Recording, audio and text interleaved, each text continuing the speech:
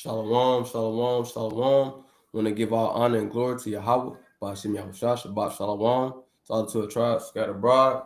Right, we the servants. We back at it again with another video through the Spirit. And y'all see this title, man. It says the beginning of martial law, civil war, and natural disasters, all prophecy. All right, so we're gonna get into it. It's your brother Aliyah. Your brother Eli. Shalom, shalom. Shalom, shalom. Your brother Eli. We got a guest on the platform with us tonight.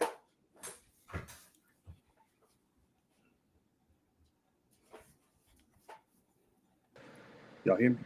Yeah, come. Come. All praises, all praises. You got our Brother brother Sapal on the scene. All praises. Come on, man. So we're gonna go ahead and kick this thing off through the Spirit, man. We're gonna start out with the classic precept. Give me Sirach chapter 39, verse 1. Sirach 39 and 1. The classic and beautiful precept through the Spirit. Because you gotta understand these last days, right? There's a lot of things that's kicking off that the Most High have warned us about, right? And how do we know this? We go to the scriptures and we dig into them things and we find it out through the Spirit, right? Sirach 39 and 1. Comes the book of Sirach, chapter 39 and verse number 1. And it reads, "But he that giveth his mind to the law of the Most High, and is occupied in the meditation thereof." So pay attention to what it said. But he that giveth his mind to the law of the Most High. So mainly, first and foremost, you got to give your mind to the law of the Most High God. Keep going. "Will seek out the wisdom of all the ancient." Read back. It says, and is occupied. And is occupied in the meditation thereof. Because you want to be making sure that you meditate on laws, statutes, commandments that Lord has given to us, to the so-called blacks, Hispanics, and Native Americans. Keep going. "Will seek out the wisdom of all the ancient, and be occupied in prophecies." And be occupied in prophecies. So it's a lot of prophecies or future events, right? That's kicking off, and we got to tap into it through the Spirit. All right. So first things I want to kind of bring out relating to prophecy, you see these war tensions still going on between Putin and Mr. Trump here, right? So let me share my screen. All right.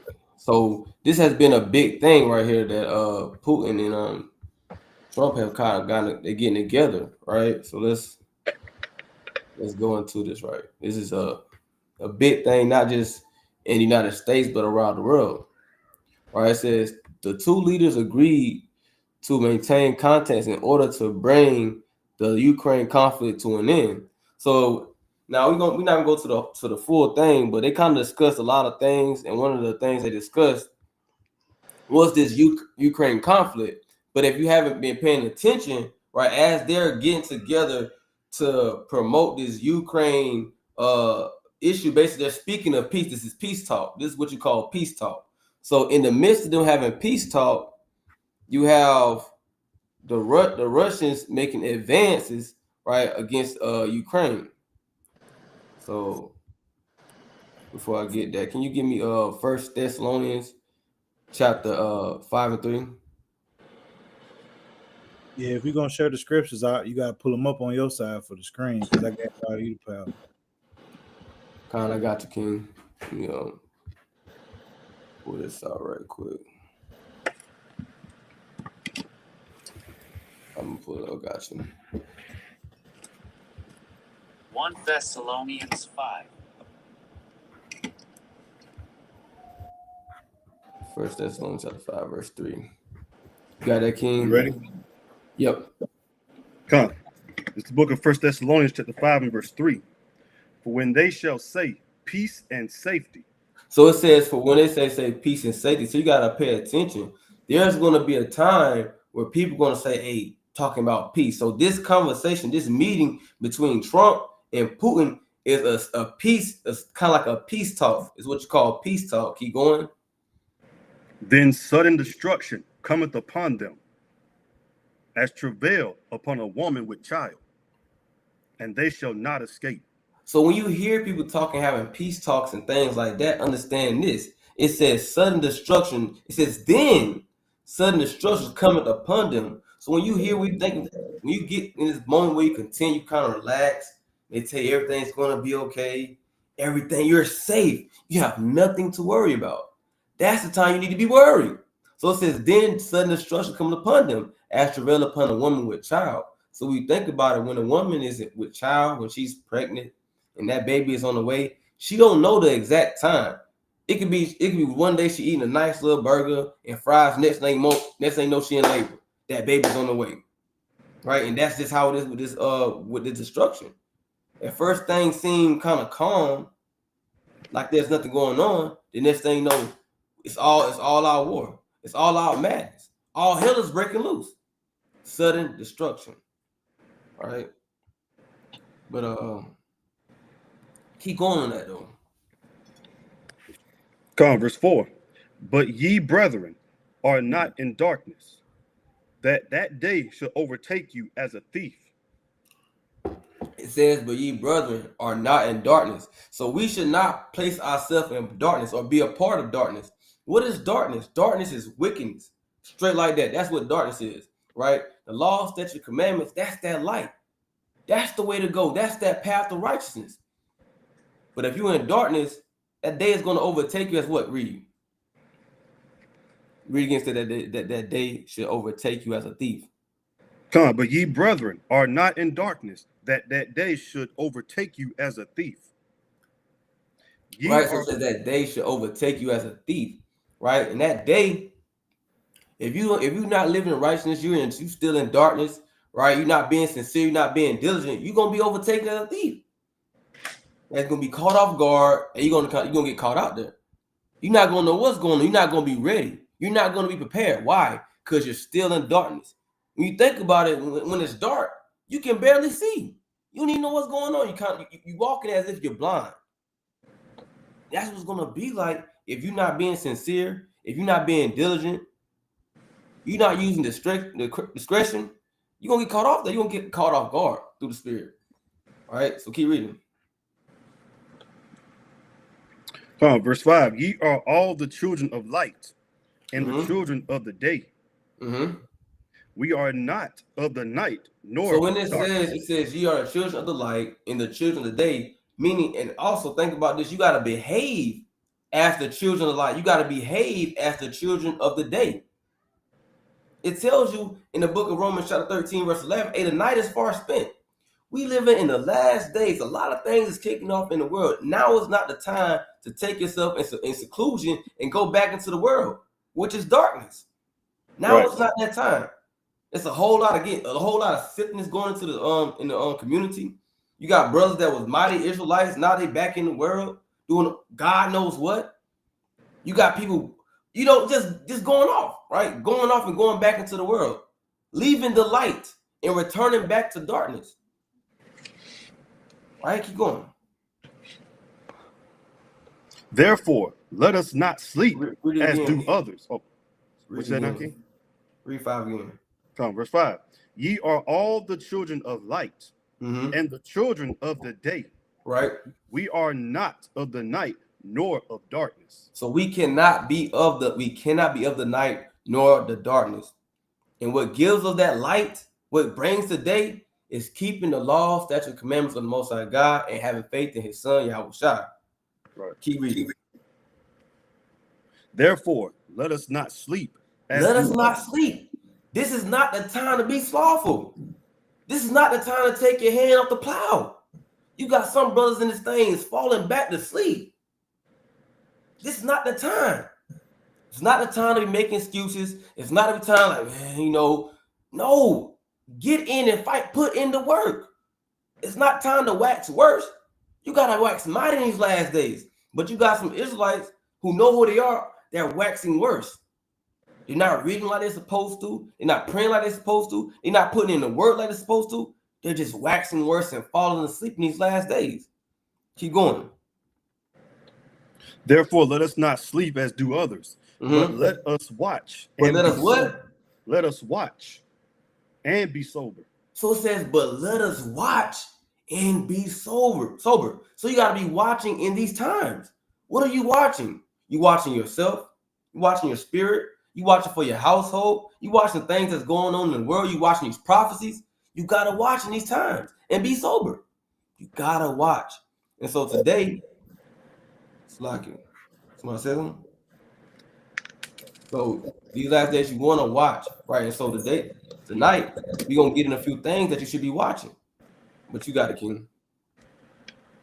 All right, come. So real quick, while we touching on that, right? Read that First Thessalonians verse 3 again.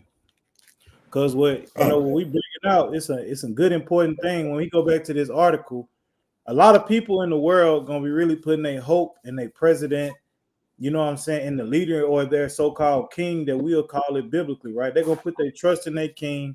They feel like, you know what I'm saying, they can really get this done. Oh, we really can keep peace, because what are they really trying to do? They're trying to keep their rulership going. They don't really concern, they really can care less how many bodies get killed, because they kill people every day.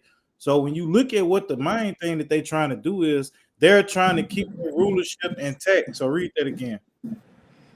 This is 1 Thessalonians chapter 5 and verse number 3. Right. But when they shall say peace and safety, then sudden destruction cometh upon them, Right. as travail upon a woman with child, and they shall not escape. And they shall not escape. So now go to the book of Luke chapter 21 real quick and read verse 30, 31. Because a lot of people, sometimes you got to hear it from Yahushua mouth himself. You got to hear it from Christ's mouth himself, because a lot of us will let the power and the propaganda and the news outlets and the media trick us. And they'll have us thinking everything is good, we safe. You know what I'm saying? We everything is back to normal now. They're gonna stop the fighting, but you're gonna realize is they can't stop the prophecy. These two Edomite kings meeting up in Alaska is not gonna stop the judgment that the Lord is bringing to this country and to this world. So read that, King. Comes the book of Luke chapter 21 and verse 31. Read. So likewise ye, when ye see these things come to Verse pass. 29, Salaki. Verse 29, Salaki. Come, verse 29. And he spake to them a parable. Behold, the fig tree and all the trees, when they now shoot forth, ye see and know of your own selves that summer is nigh. Why? Now Because the nigh trees start to grow, they start to produce fruit and everything. This is how you know that the summer is getting closer. Read. So likewise ye, when ye see these things come to pass, know ye that the kingdom of God is nigh at hand. So the things in the things that we're gonna go into tonight, these are gonna be signs letting you know that the kingdom of God is at hand, is drawing nigh. Right? When you pay attention to everything that's going on in the world, you know what I'm saying? Things is not slowing down for the better. They're speeding up for the better. This is why, as Israelites, it be encouragement, it be a motivator to see all these prophecies being fulfilled, because it'll motivate brothers, it'll motivate sisters. Sometimes when the world gets too quiet, certain brothers and sisters start to lose hope. You know what I'm saying? They start to lose motivation and start to think within themselves that maybe the Lord not finna return. So when you think about what we read, these signs and prophecies that Christ said out of his own mouth, these will be motivators to us, right? Read on. Verse 32. Verily I say unto you, this generation shall not pass away till all be fulfilled. Read. Heaven and earth shall pass away, but my word shall not pass away. Read. And take heed to yourselves. Right. So this is what Aliyah was talking about. So brothers and sisters have to take heed to yourself. You got to talk within yourself. Read. Aliyah, real quick, while we at this verse right here, go up to the top and put NLT on it. You know what I'm saying? Sometimes you got to put it in the simplest form for brothers and sisters to understand what the Lord is truly saying. I go back down to verse 34. All right, read that from the screen, Sapar. Verse 34 in NLT. Watch out. Right, and he said, watch out. Watch out, man. You know what I'm saying? That's what that exclamation for at the end with some emphasis into it. He's telling us to watch out. Read. Watch out. Don't let your hearts be dulled by coursing and drunkenness and by the worries of this life. Right. So don't let the things of this world throw you off your pivot, throw you off your game. You know what I'm saying? Distract you. Right. Don't let the meeting of these presidents and the ceasefires and the prayers for this country, prayers for that country, throw you off your game and make you feel like, oh man, they finna squash the beef, they finna squash the war. You know what I'm saying? They this thing not finna end right now. Let me go back to doing what I'm doing. You know what I'm saying? I got a lot of bills I need to pay. I'm backed up in child support. Let me go and get this overtime on the Shabbat. He telling you don't do that. Read on. Don't let that day catch you unaware. Read. Like a trap, for that day will come upon everyone living on the earth. Right. So what he's reminding us is it don't matter what type of agreements they come up with, and no matter what type of peace talks they come up with, the Yahushua is saying that what no matter what these people do on this earth, that day is still coming and it's coming quickly. And don't let that day sneak up on you because you're not paying attention, you're not watching and observing everything that's going on in this world. Keep reading. Keep alert at all times. Read that part again. Keep alert at all times. So don't be getting caught up in the distractions of this world, the drama in the world you might see on social media. Don't let none of that stuff distract you. But this is what Christ coming out his mouth telling us. Christ told us to keep alert at all times. Watch at all times. Read on. And pray that you might be strong enough to escape these coming horrors and stand before the Son of Man. So he said you got to pray that you be strong enough to endure these things. So you shouldn't be getting caught up and falling weak in the last day. You shouldn't be falling weak to your lust, to your sins, to your family members, to your co-workers. You shouldn't be falling weak to nobody, right? You should be waxing strong and preparing yourself for that day, right? But from there right there, we can go and tap into these, you know what I'm saying? We can go and tap into these articles and all this stuff that we got, man. We got some stuff for y'all.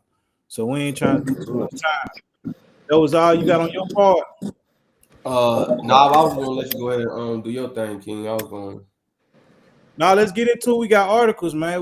However we gonna hit it first. So it say the beginning of martial law, right?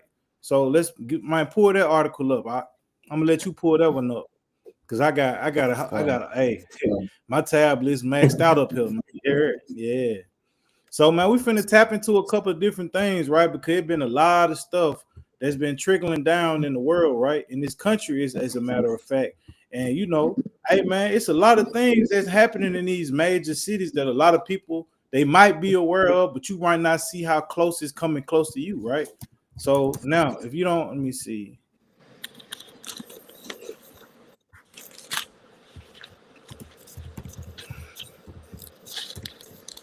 Yeah, when you get that, go and pull that up.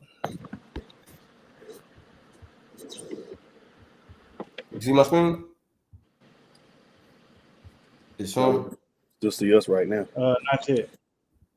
Okay. All right. Man, let's get into it, man. There we go. Y'all can see that? Yeah. Okay. Can you read that clearly, King? I can read it. It's okay. I'm gonna read it. Yeah. It says Trump places DC police under federal control, deploys National Guard. So Trump has placed National Guard and other people in DC, right? It's a big deal, right? He's putting military people on the streets of DC right now. Read on. All right, it says full video. President Trump announces DC police will be under federal control, deploys National Guard. Right. So keep going. We want to get into the article, right? Okay, this is the article. It says the brief. Trump has placed where it say Washington. Okay, Washington.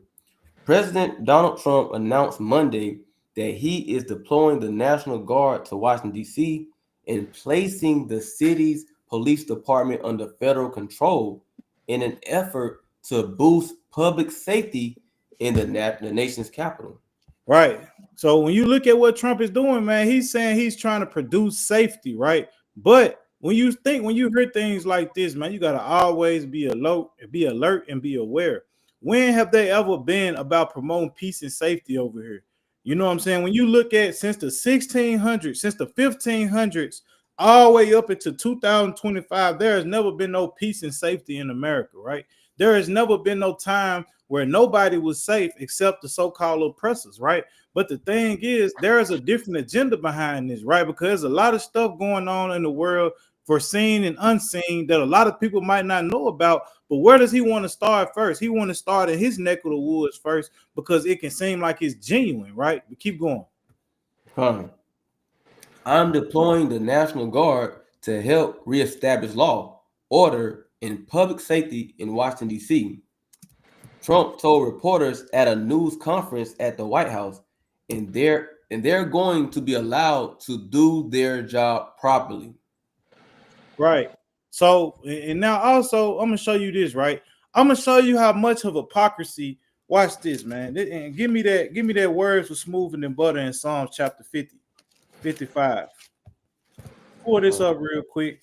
He can just read it because I'm finna let me show this real quick. All right, you want me to Right. ungeek? No, hold on. I think I can do it. Okay, there you Psalms go. chapter 50. 55 and verse 21. Come on. I'll go ahead and read it. No, his words were smoother than butter. Hold on. Mm-hmm. Yep, verse 21.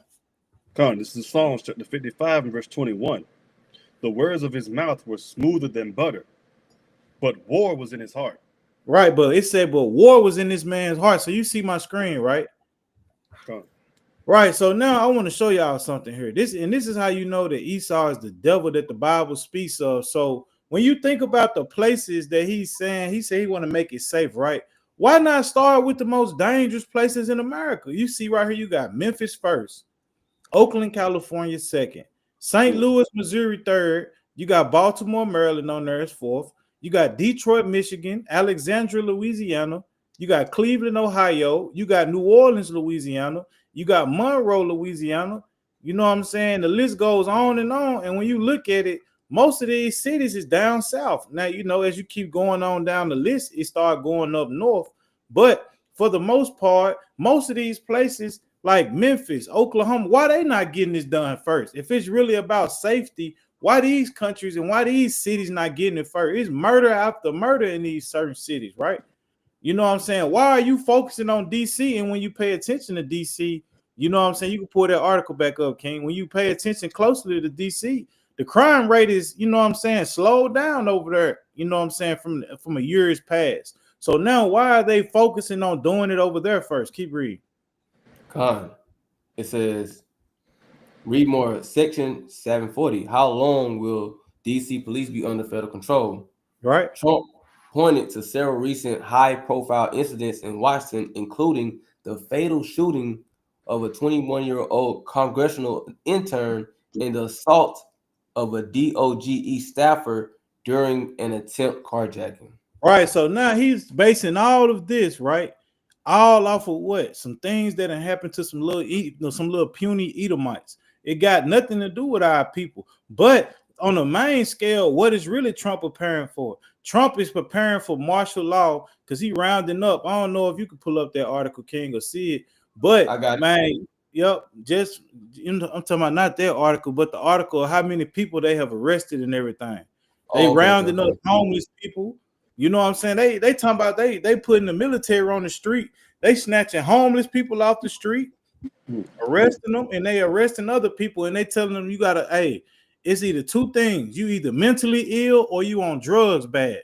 Which one it is? You got to classify under one of these two. And if you don't, hey, you getting sent up the road somewhere, right? So what is he really saying, man? They locking up all these different people, man, and made arrests, you know what I'm saying, for people talking about it being illegal. They done made arrests on people talking about they driving under the influence. They done made all these arrests. But why are they doing this, right? Because this martial law that they're going to try to start in D.C., right? They're going to try to push that in each and every city. And eventually, who is it going to target the most? It's the blacks, Hispanics, and the Native Americans, and chiefly the Israelites. This is what they getting ready to do. You know what I'm saying? They getting ready to target us. This is what this is. This is why you must be prepared, because the devil is showing you his hands through his bills and his policy, right? Go ahead. It says, Patel, 18 more overnight arrests in D.C., 120 since Trump announcement. So they just been down there jamming everybody up, man. Anybody who looks suspicious, they jamming you up. You know what I'm saying? They got all these patrol officers walking up and down the streets, right? You know what I'm saying? When you look at this, read that. Go down real quick. go. 18 more. Read where it says 18 more arrests. Okay. It says 18 more arrests with federal partners last night in Washington, D.C. 8 firearms recovered from criminals, multiple seizures of illegal drugs, 1 arrest on warrant for murder, 1 arrest on warrant for raping.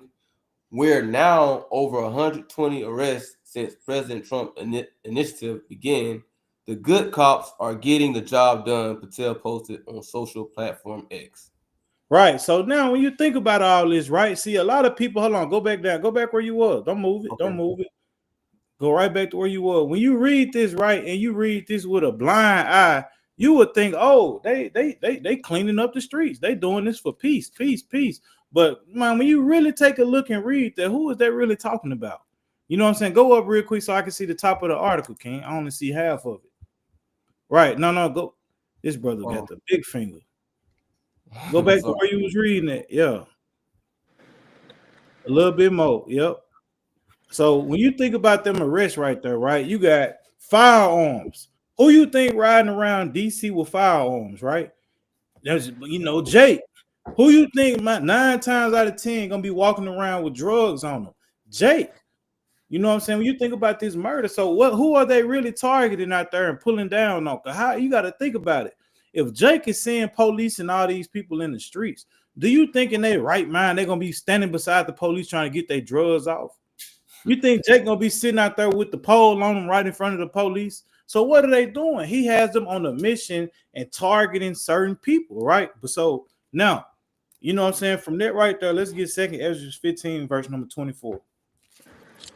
Let's get 2nd Ezra 15:24, because a lot of y'all have to understand that the judgment is not just gonna be, you know what I'm saying, with the righteous of the Israelites. See, a lot of people think, and in some Israelites too. A lot of Israelites think Jacob's trouble is just gonna be the righteous getting towed up. Now the wicked gonna feel it too. We just gonna feel it harder because they saving us for last, right? So read that 2nd Ezra 15:24. But so matter of fact, give me 1 Peter 4:16 first. Verse 15. Right? Because our people in the world who, you know what I'm saying, not taking heed to the commandments, not trying to repent, they gonna feel it too. And they the ones getting targeted right now. City to city, state to state, these people are getting targeted, right? So read that 1 Peter 4 and verse number 15. 1 Peter chapter 4 and verse number 15. Matter of fact, verse 14. Salaki. Verse I be reading up. Yep. I know. Verse 14. If ye be reproached for the name of Hamashiach, right, you can read it how it is. You can read it how it is. If you be approached for the name of Christ, right? So if you are here being reproached for the name of Christ, you getting caught up by the police, right? You getting jammed up by the higher authorities and the higher elites. He said that's something to be happy for. Like, oh, y'all think I've been putting in enough work to get jammed up by y'all for pushing the name of the Lord? Like my forefather? I bet. Say less, right? Read. Happy are ye, for the spirit of glory and of God resteth upon you. Right. On their part, he is evil spoken of. Right. So when that time come, he gonna be evil spoken of, right? On our part, he gonna be evil spoken of, right? They gonna, you pushing hate crime, you speaking racism, you know what I'm saying? Like we was evil spoken of, right? We got, we got me and Chief Ephraim, you know what I'm saying? We put something together for our congregation, right? And we got some stuff printed out.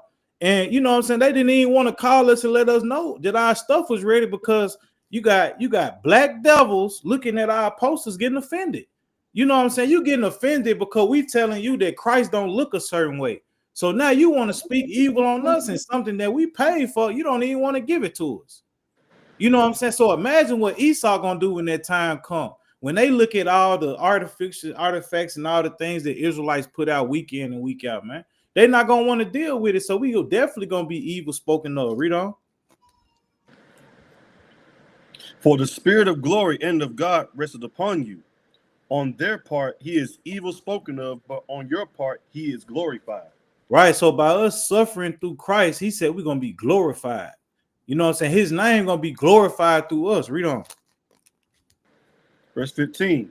But let none of you suffer as a murderer, or as a thief, right? or as an evildoer. Right, because when we go back to this article, these are the ones of our people who's being jammed up for these crimes. Being jammed up. We seen a brother get jammed up for being a murderer. You know what I'm saying? A thief. Brothers riding around with stolen guns. Brothers riding around with drugs on them, right? And it said, or as an evildoer. So these people who getting picked up of our people, they finna suffer reproach as an evildoer. They not finna be picked up and suffer and have suffering as a righteous man of God, as a righteous woman of God. This is why our job on the streets must be 10 times serious. This is why we gotta lock in. Come on, keep going. Or as a busybody in other men's matters. Read. Yet if any man suffer as a Christian, let him not be ashamed, Right? but let him glorify God on this behalf. And this is why we doing this thing, right? This is why we prepping ourselves, because we see it coming. And when that day coming, we're gonna take cheer in it and we're gonna take joy in it, because we know we doing this for the Heavenly Father and for our nation. Read on. For the time has come that judgment must begin at the house of God. Right. So the judgment is coming, and it's gonna begin, with the Israelites on the earth. Read. And if it first begin at us, what shall the end be of them that obey not the gospel of God? So what is it going to be for our people who not trying to hear these words, who not trying to keep the commandments, right? They're going to get afflicted too, but what is the end going to be for them? Because at the end, the Israelites going to get beamed up. But for the Jakes that's out here getting jammed up, you know what I'm saying? You finna go to Alligator Alcatraz for selling dope, sliding and killing your brother. You know what I'm saying? Dumping 100 rounds in your brother in 10 seconds. What the end going to be like for you when you see that black man crack the sky who look just like the brother you killed, man? You know what I'm saying? Brothers got a wonder on there, right? So now let's go to that other scripture. Go to 2nd Ezra 15 real quick. Verse 15. But let none of you suffer as a murderer, or Second as a thief. Ezra 15, King. Come. 2nd Ezra chapter 15 and verse number 24. Come. Woe to them that sin and keep not my commandments, saith the Lord. Right. So the Lord say destruction is going to be to those of our people who commit sin and don't try to keep the commandments of the Lord, right? Go ahead. I will not spare them. Go your way, ye children, from the power. Defile not my sanctuary. He said, don't defile his sanctuary, right? Go ahead. For the Lord knoweth all them that sin against him.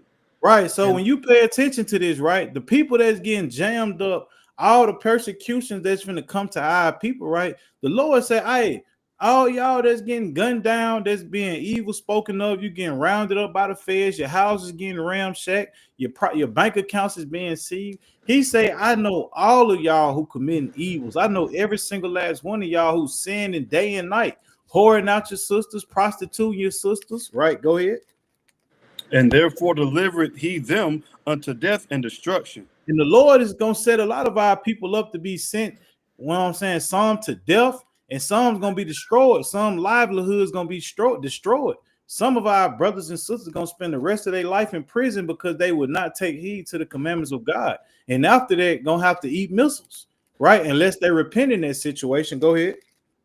For now are the plagues come upon the whole earth. Right? So now the Lord is saying it's going to be evil sent upon the whole entire earth. Read. And ye shall remain in them. And he said, our people going to remain in them. So now this is a beginning of evil things that's going to come to this world, man. You know what I'm saying? So this is why we must get ready. This is why we must get ready. Real quick, get Jeremiah 11, verse 6. Anytime you want to chime in, Knock, just let me know. Jeremiah 11 and 6. You know what I'm saying? So this is why when you look on the street corners, Israelites go in on the streets day in and day out, week in and week out, utterly commanding our people to come out of sin, repent, and return back to your nationality. Because if you don't know, we know that destruction is coming to Babylon the Great and all these other lands where our people was led away as slaves under a persecution and being colonized, right? Go ahead. Con, this is Jeremiah chapter 11 and verse number 6. Read. Then the Lord said unto me, proclaim all these words in the cities of Judah and in the streets of Jerusalem, saying, hear ye the words of this covenant and do them. So this is why when you look in the world every Saturday, you see Israelites for the most part going to the diverse places in the world where Israelites reside at and telling them they must repent and return back to the covenant, because the covenant that Moses gave us and the curses in the covenant describes and explains why we go through what we go through. These things also have the blueprint for us escaping captivity, escaping colonization, escaping oppression, and returning back to the Lord and dwelling in rulership and ruling over those who oppress and murder and colonize us, right? Go ahead. For I earnestly protested unto your fathers in the day that I brought them up out of the land of Egypt, Right. even unto this day, rising early and protesting, saying, obey my voice. And he's been telling our forefathers for years since we even came out of the wilderness and protesting unto us to obey his voice, to keep his commandments, to stop sinning. But yet, guess what? We're not taking heed to the protests. The same way Esau not taking these protests serious that Jake have in America when one of our people get gunned down or get killed unjustly. This the same way our forefathers and the people even in the world that they don't take God's protests serious. Right? The same way Esau throw his hand when y'all protesting is the same way y'all throw y'all hand when the Most High protest to you. Read on. Verse 8. After you. Go ahead. Yet they obeyed not, nor inclined their ear, but walked every one in the imagination of their evil heart. And that's what we see going on. It's a lot of prophecies and judgments being brought out on the earth. But read that last part again. Yet they obeyed. Yep. Yet they obeyed not, nor right. inclined Stop right their there. ear. So when Vladimir Putin opened the Russian vaults, Israelites, black people on the earth, Hispanic people on the earth who seen these black gods, these black kings, and these black rulers, a black Christ, a black Peter, a black Paul, y'all didn't take heed to that and repent. Y'all didn't do that, right? When you seen, you know what I'm saying, the beast shot epidemic hit the world, you didn't repent from that, right? When you seen the bombs that's going on over there right now, you got Israelites from every camp teaching on it, posting on it. You know what I'm saying? You got Israelites dishing out artifacts, different books, different articles. Yet and still to this day, guess what? You still not hearkening to the voice of the God, right? Read on. Nor inclined their ear.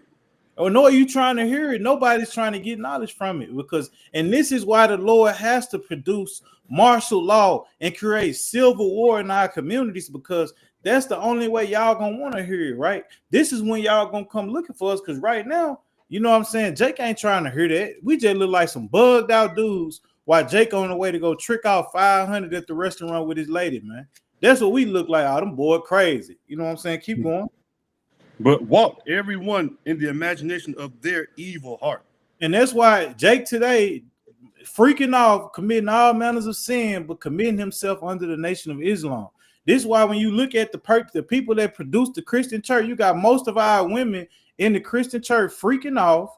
But guess what? You know what I'm saying? They still doing what they want to do. They're not trying to hear the words of the Lord. Right? Go ahead. Therefore, I will bring upon them all the words of this covenant, which I commanded them to do. But they did them not. Right, verse 9. And the Lord said unto me, a conspiracy is found among the men of Judah. This is why this stuff is going on in the world today. The Lord said there is a conspiracy that's going on amongst the children of Judah right now. Read on. And among the inhabitants of Jerusalem. And amongst the inhabitants of Jerusalem. Read on. I'm going to pass turned back first. Read. They are turned back to the iniquities of their forefathers. And when you look at the world today, the reason why the Lord is finna, you know what I'm saying, turn up the heat on us Israelites as a whole, not just the righteous, but the wicked as well, because he said we have returned back to the iniquities of our fathers, right? When you look in the world today, the majority of the blacks and Hispanics on the earth don't really care nothing about God, don't desire God, don't know nothing about God, and everything they follow, they got something to do with God or any type of religion is taught to them by the traditions of men, aka they colonizers and their oppressors. Read. Which refused to hear the words, and they went after other gods to serve them. The house of Israel and the house of Judah have broken my covenant which I made with their fathers. This why can't nothing good come to us in these lands we scattered at right now, because everything that's gonna happen to us and that is happening to us is a direct effect of us not keeping the covenant that our forefathers made with the Most High, man. But man, you got it, King. Go ahead and bring it out. I just want to get this precept. Like the brother just saying though, a lot of people, they don't want to listen, man. You get Amos 9 and that's fact. I get Amos 9 and 10, but I'm gonna get it in the NLT. Amos 9. Still want it in the KJV afterwards? Nah, I'm gonna get it in NLT. Just let me know if you can see my screen. Can you see it? Is it big enough? Amos 9 and on verse 10. Con. Now read that for me in the NLT. All right, you know, right there. Con, this is Amos chapter 9 and verse number 10. But all the sinners will die by the sword. Well, I wanna not the NLT, the NIV. Cause NIV better. All right, because I want to see this. Bring it out. Con, Amos 9 verse 10 NLT. All the sinners among my people people. So he letting you know all the sinners of his people, the so-called blacks, Hispanics, and Native Americans, right? His people. And like the brother Eli saying, it's not just the righteous that's gonna get dealt with. A Lord gonna deal with all his people. So we gotta understand this. Our people have to understand that just because somebody wicked don't mean they're gonna get not gonna get dealt with. Keep going. And then we think about it too. It says Jacob's trouble. It didn't say the righteous trouble or the trouble of the righteous. It says Jacob's trouble, meaning all of Israel in the totality. We keep going. All the sinners among my people will die by the sword. And you see by the different things that's going on the earth, the Lord is placing judgment on the sinners, not just the righteous, but the sinners as well. You see, we're not just talking about and we're gonna get to that. I ain't gonna jump the gun, but y'all are seeing the lesson going on. Keep going. All those who say disaster will not overtake or meet us. And they says disaster will not overtake or meet us. And that's pride. Our people, they're so prideful because they see the things that's going on in the world. When we on the highways and byways, we tell our people, hey, y'all know y'all in the last day? They're like, yeah, I know that. But what are you doing about it? You know that, but what are you doing? That tells you that they don't give a dang. They don't care. They have no care in the world that we live in last days. Even though they're seeing America falling apart, even though they're seeing we're on the brink of World War III, even though they're seeing all these different plagues and things going on in the earth, because they see it. We're in the age of information. They see it on X, they see it on IG, they see it on Facebook. But again, there comes the that pride. Let me get this other precept. It says, even for all these evils. Let me see. It's like it. That's that strong delusion out in a nutshell. Con, that strong delusion. It's a precept that says, even for all these evils, they will still not turn from their wicked ways. Let me get that. Because our people, man, no matter what's going on in the world, they still not gonna change the way they're living. Because they truly don't care about their salvation. They care about the things that the so-called white man is promising them. That job, that little bit of money that he's giving you, these little folly days they gave you, Juneteenth, and all these different things, but they don't really care about salvation. So I can get this.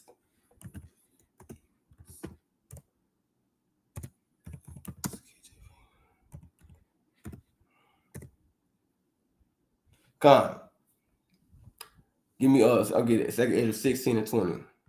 I get it. Second Ezra 16 and 20.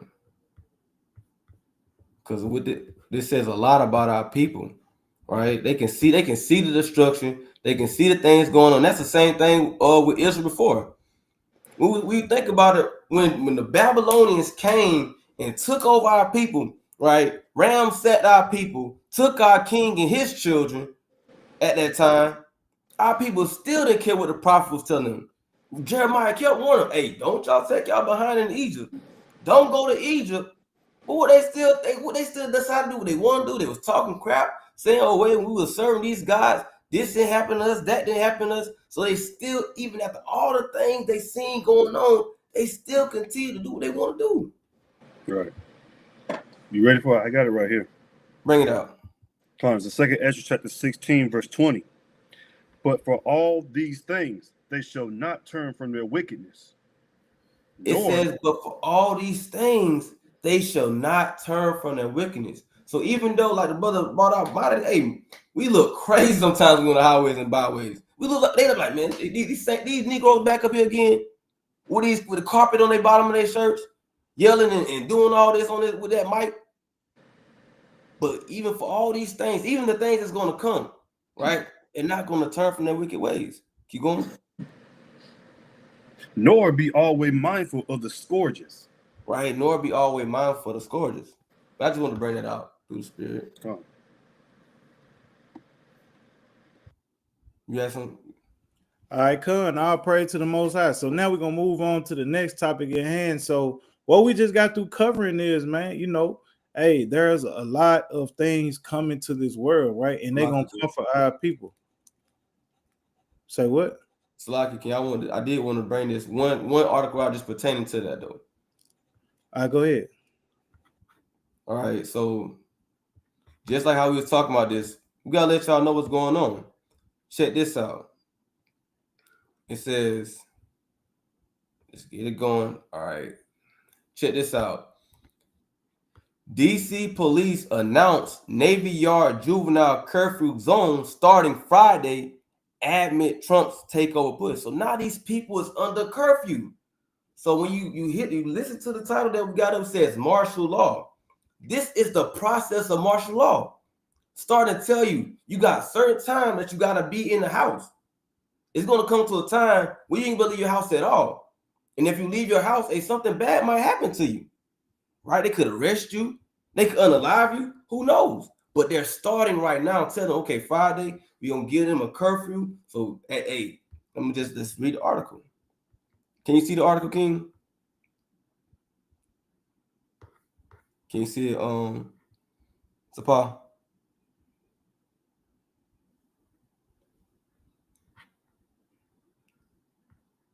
Sapa? You hear me? Yeah. Oh, Slacky can't hold on into my camera. Okay, we good. All right, can you read that for me, King? Washington, D.C.? Yes. Come. Washington, D.C. Police will enforce a juvenile curfew zone in the Navy Yard neighborhood starting Friday, citing ongoing safety concerns tied to large youth gatherings. All right, so now let's start right there. Like the brother brought out again, mildly just earlier. You got all these different cities that got all this madness going on. Memphis, what it says, Baltimore, not Baltimore, Detroit, right? All these different places that got all kind of wickedness and danger and murder and seeing all these things going on. He want to start with DC. He's saying it's unsafe, but Memphis, they can use something like that. Not say they should do that, but it's the point of who he's really talking about right now. Whose safety he's really concerned with. Keep going. Citing ongoing safety concerns tied to large youth gatherings, the move comes as President Donald Trump took control of the city's police department and activated National Guard members to help. All right, so boom. So if you don't know, when martial law takes place, that is at that time the government is in control. So what that means is the state officials like your sheriff's department, the police department, they don't matter at this point.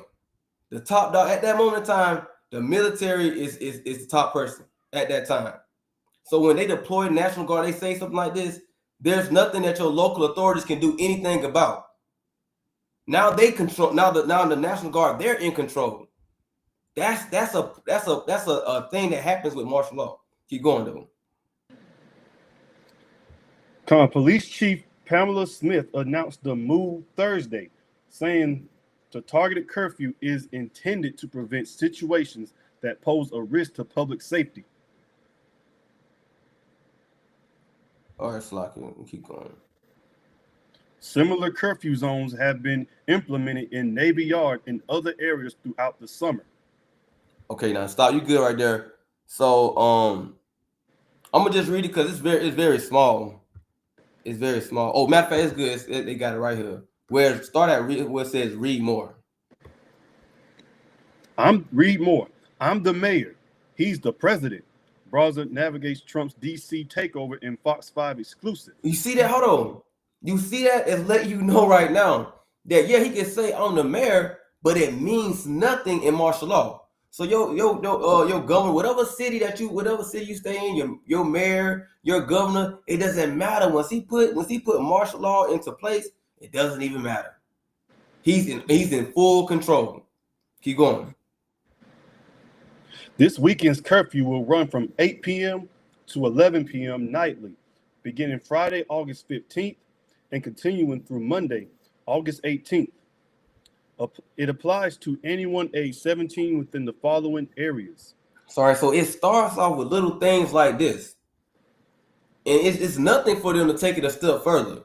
At first, it starts off, you gotta be, this is going to 17-year-olds. Then it can go to those that are 21. Then it goes to all adults. This is what martial law is going to be like, but worse. They're going to control when you leave the house, when you can come out, how long you can be out, where you can go, where you can't go. That's what it's going to be like. And Jake ain't going to know what to do in those times. All hell is going to be breaking loose. But I want to bring that out, but just to show y'all that this thing is getting serious. It starts with little things like this. But you got it, bro. Con, that's right. And when you think about it, man, this little stuff like this is what's gonna catch Israel up, right? Real quick, get Ezekiel chapter 22 and verse number 23, real quick. Then we're gonna move on. Real quick. So you got to know and understand, why is all this happening? Why would God continue to allow these things happening to our people? Now that we know we Israelites. And the thing is that sometimes you got to realize our people won't repent unless they get it right. They have to get chastised to get it right, to examine themselves. Ezekiel 22, verse 23. Con, it's the book of Ezekiel, chapter 22, and verse number 23. Right? And the word of the Lord came unto me, saying, Son of man, say unto her, Thou art the land that is not cleansed. He said, what? Thou art the land that is not cleansed. So when you think about what the Lord is saying that the Israelites are a land, and our land is not cleansed. Even on a physical level, when you think about it, our land is not cleansed, right? Go ahead. Nor rained upon in the day of indignation. Right. So when you look at this through the spirit, our nation as a whole, everybody's not receiving the spiritual water. Everybody is not trying to cleanse themselves and repent. Right, Reed? There is a conspiracy of her prophets in the midst thereof, like a roaring right. So when lion. you look in the midst of our people, right, there are, you know what I'm saying, a conspiracy of the prophets. When you look at these churches, these communities, these other people who following Islam and these other things, right, the Lord said he has a conspiracy with them, because why? For one, they following idols, but they're not teaching our people to keep his commandments. Read on. There is a conspiracy of her prophets in the midst thereof, like a roaring lion ravening the prey. They have devoured souls. They have taken the treasure and precious things. They have made her many widows in the midst thereof. And they have made our nation and our women in the community many widows, because why? They not stopping the crime. It's still much evils and much atrocities happening in our community. This why the Lord has to do the judgments that he say he's going to do to us, man. You know what I'm saying? Last one real quick, Hosea 7:1. Hosea chapter 7, verse 1, then we're going to move on. You know what I'm saying? Because we still got a lot to talk about, right? We still got a lot to talk about. Read that. Hosea chapter 7 and verse 1. Con, this is Hosea chapter 7 and verse 1. Read. When I would have healed Israel, then the iniquity of Ephraim was discovered. Right. So when you look at the tribe of Ephraim, Ephraim is the head tribe of the northern kingdom of Israel, right? So when you think about this in the spiritual level, on another level, it's talking about the whole 12 tribes of Israel. Read. And the wickedness of Samaria. Read. For they committed falsehood We commit falsehoods day in and out. Read. And the chief cometh in. And the thief. Oh, Salaki. And the thief cometh in. Read. And the troop of robbers spoil it without.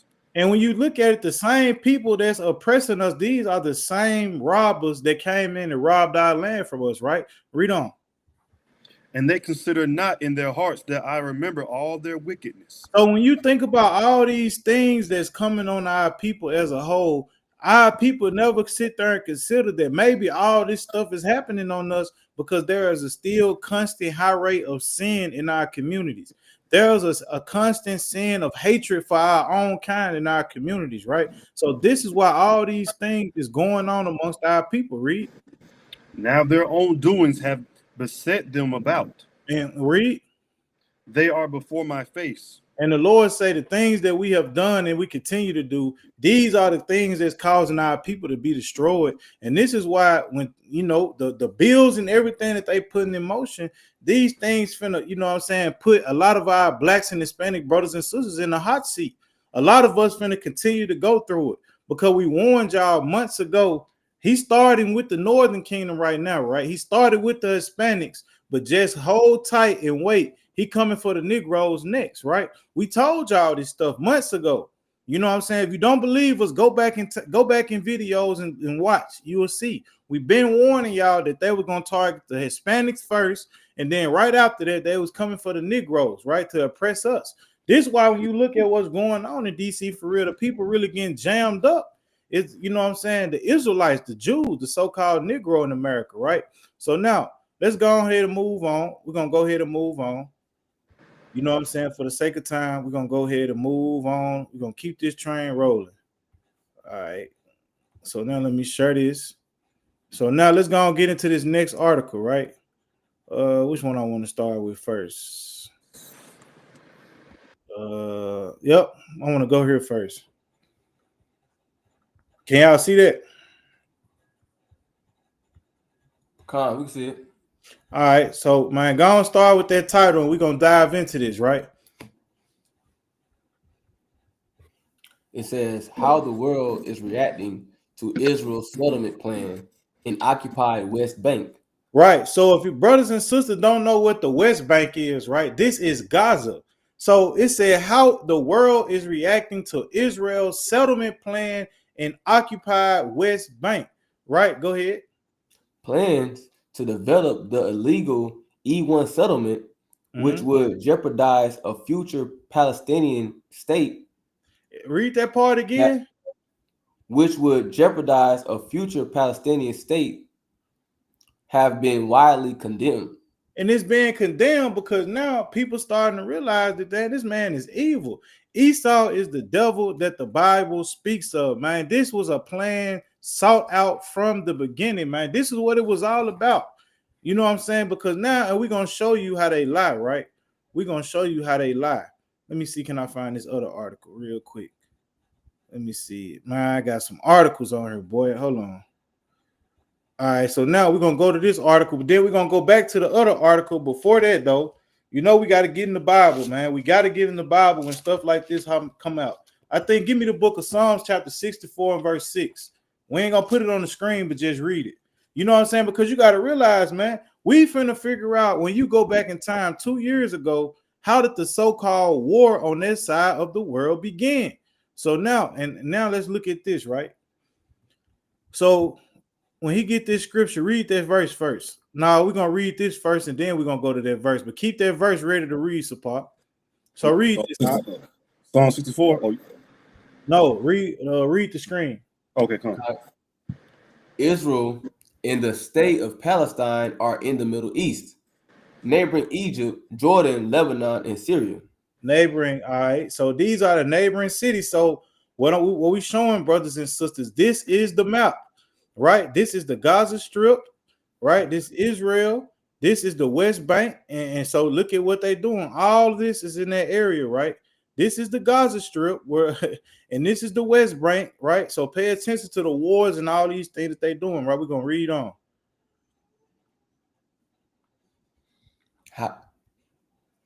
How did the fighting between Israel and the state of Palestine start again? Read. early on Saturday, 7th October 2023, there was a surprise attack on Israel by a group called Hamas. Right. They- So now stop right there. Allegedly, right? This is how this all started. So I never seen a war get started, right? Where at the end of the war, 2 years later, now we got a whole map planned out, a whole foundation, we got a structure, and we got a whole printer on how we got, you know what I'm saying, plans to occupy where the beef started at, right? Go ahead. They came from a region known as the Gaza Strip, And they said they came from the region known as the Gaza Strip. Watch this, and many people were unalived or injured. right? In response, Israel launched airstrikes into the Gaza Strip, unaliving and injuring thousands of people and destroying buildings. Right. So now we're going to show you how Esau is the devil that the Bible speaks of, right? So when you read in that portion, right, it says they came from a region known as the Gaza Strip, and many people, right? It say many. Think about this, right? It says sometimes you got to pay attention to how the devil talk, because they'll finesse you with certain words. So it says, and many people were unalived or put to sleep or injured, right? In response, it says Israel launched airstrikes into the Gaza Strip, unaliving and hurting thousands. Pay attention to that, King.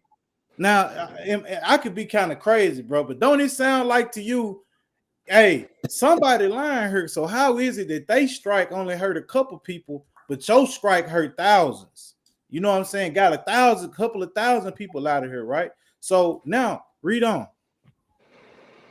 Kind of says, sadly, this is another chapter in a conflict that has been going on for decades. For decades, read. World leaders and humanitarian organizations like UNICEF are Right. calling for an end to the fighting and a peaceful solution. Right. So now read that scripture you got out. Psalm 64 verse 6. Yep. This is Psalm 64 and verse 6. They search out iniquities. They accomplish a diligent search. Both the inward thought of every one of them and the heart is deep. Right. But God shall shoot at them with an arrow. Now, Suddenly, hold on. Give me hold on. Let me start up. verse 5. Verse 3. Verse Shalak. 3. Yep. Psalm 64 and verse 3. Who wet their tongue like a sword and Right. bend their bows to shoot their arrows? Right. Even- This is what these people do. Read. Even bitter words. Even what?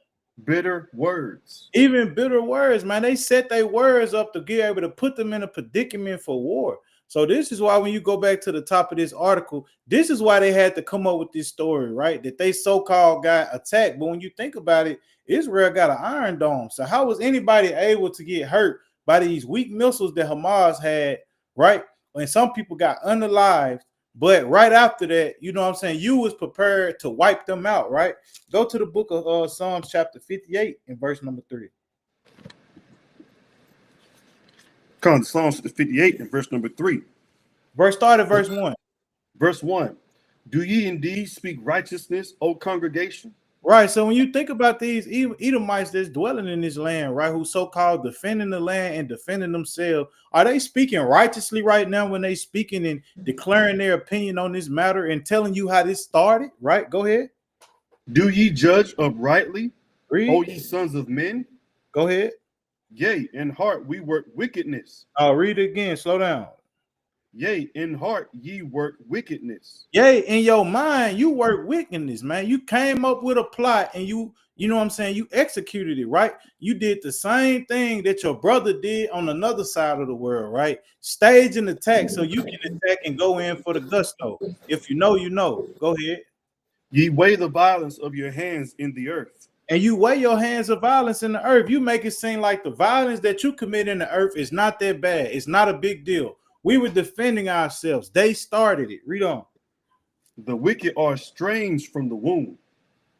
They go astray as soon as they be born, speaking lies. And speaking lies. So this root of the cause of this war was the product of these people speaking lies, right? So now look at this.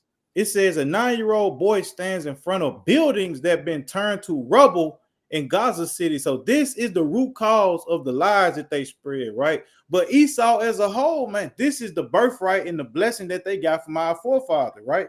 Keep reading. Verse 4. Their poison is like the poison of a serpent. And their poison, they spread, their DNA is like the poison of a serpent. Anybody who comes around these people or experiences these people get poisoned and put to flight. In so many words, read.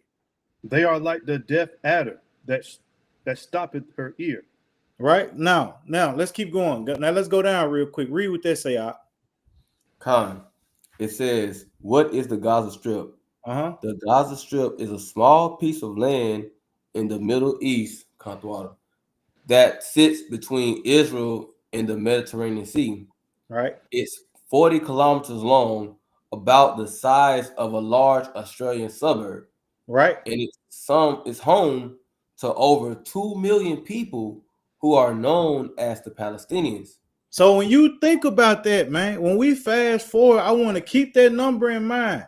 When we fast forward to where we got to go to, this land is occupying 2 million Palestinians. Read. It says the Gaza Strip, along with another area called the West Bank, is known as the State of Palestine. Right. So now we going somewhere. Keep going. What is the West Bank? The West Bank is an area located within Israel, stretching along the west side of the Jordan River. The West Bank and the Gaza Strip belong to the State of Palestine, but Israel's land separates them. Right. So now when you think about the Gaza Strip and you think about the West Bank, Israel, the land of Israel, when we go back to the top, it separates this land. This is why we brought this up. So think about this, right? And we showing you how these people are the devil. The Gaza Strip is way over here by the Mediterranean Sea, right? And when you look on this side, what is in between them? All this is the land of Israel, the West Bank. These lands are, Palestinian so-called states. And when you look at it, they separate from each other. So now you got to think about how is it that missiles that came from over here that now impacted what's going on over here. And you're going to find out it was all a conspiracy to do what? Conquer these lands, because they trying to fulfill the prophecy. They want to be able to say that they are the real Jews and they took over the whole land. They are the chosen, I should say. So we don't get flagged. Huh? That's it, right. Right. So now keep going with that. Hold on. Where are we at? Right. Go. Let's keep going right here. Khan, it says the West Bank has a lot of cultural and religious history. This makes it very important to many people, right? Especially Israelis and Palestinians. Read. Over the years, there have been several conflicts over who should live there and how the land should be used. Today, the West Bank is divided into different areas. They are controlled by the Palestinian Authority in Israel, which make things complicated. Sadly, right. So when you think about it, it says today the West Bank is divided into different areas. They are controlled by the Palestinian Authority and Israel, which makes things complicated, right? So now we're going to keep going into the root cause of this, right? Because we showed y'all, we've been showing y'all the famines that are in, the West Bank, that are in Gaza, right? So now when you look at this, right, look at this picture to the right. It says roads and buildings have been destroyed in the West Bank because of the ongoing violence, right? So now what they've been doing, they've been clearing out shop. They've been clearing all this out so they can do what? Set up their own plans. But let's keep going. Go ahead. It says, sadly, the fighting continues because people have different ideas about who should own the land and how they can live peacefully together. All right, go keep going. Are children in Gaza going hungry? Yes, many children in Gaza are hungry, and some are even starving which is heartbreaking. Go ahead. More and more children are becoming dangerously malnourished. This means their bodies aren't getting the nutrients they need to grow. Can you just zoom up a little bit, King Baba Sean? Right. So when you think about why they are starving them out over there, why? Because they got plans to move these people out the way, and it's a strategic move. This is not nothing that just naturally happening. There's judgment from the Most High first and foremost. But when you think about what Esau is doing, Esau is trying to move these people out the way. They want to occupy that land so they can say that whole region is an Israeli state in a country, right? Go ahead. Khan. This means their bodies aren't getting the nutrients they need to grow, stay healthy, or even survive. Sadly, many children have already been unalive because of this. Right. Only a small amount of humanitarian aid is being allowed into Gaza. Right. So there isn't enough food for everyone. Families are doing everything they can, but many simply can't find enough to feed their children. So what is going to be the root cause there? Eventually, man, you're going to have to go and get on down. You're going to have to get out of there or die. So this is what they're doing. You know what I'm saying? They are setting them up to get them to move out of this land, right? So now let's go back. So now let's go back over Chim. So when you look at this, look at what they're doing.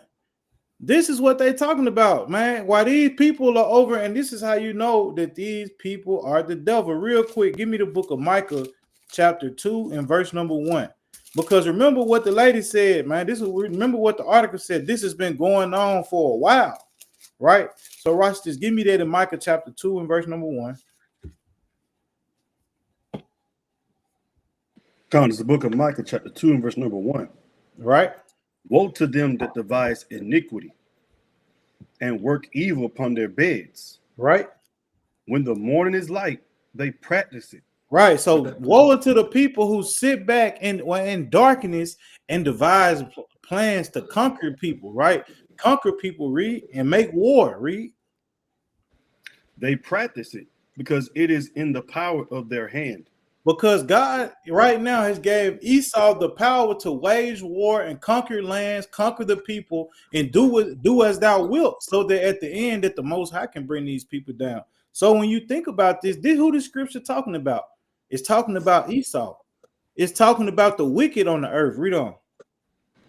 And they covet fields and take them by violence. They covet fields and take them by violence. This why when you look at what's going on in the West Bank and in the Gaza Strip, this all Bible prophecy, because what the spirit on Esau is that they want all these lands. This is why they covering in these lands and they taking them by violence. This is why they starving the children out, the people out, right? And when they do deliver food, they're having food on pallets drop out of the sky and crushing these people, right? These people literally got food busting out the sky and destroying these people. So now let's keep going on this article real quick. Israel's announcement that it will illegally build thousands of homes in a highly controversial development in the occupied West Bank. Right. In a move, Finance Minister Bezalel Smotrich boasted buries the idea of a Palestinian state. Right. Has drawn widespread international condemnation. Right. So now watch this. Watch this. Keep reading on this. John, read this next paragraph. The planned settlement, which was shelved for years amid opposition from the United States and European allies, would compromise more than 3,400 homes for Israeli settlers on Palestinian-owned land that experts say is vital for any future territorial contiguous Palestinian state in the West Bank. So now you got to ask yourself, man, you can't tell me that these people are not the ones that fit this Bible prophecy, man. Look at what they doing, man. And they getting support from who? The other allies, the other parts of the head of this damn beast, the devil, Esau, right? Man, finish reading that in Micah 2 and 2, King. Read that again. Come, Micah 2, verse 2. And they covet fields and take them by violence, Right? and houses. And houses. So, man, you mean to tell me that Esau didn't bomb these people, right? Bomb their territory. They got their little children watching, right? They got their little children watching them bomb them, starving these people out.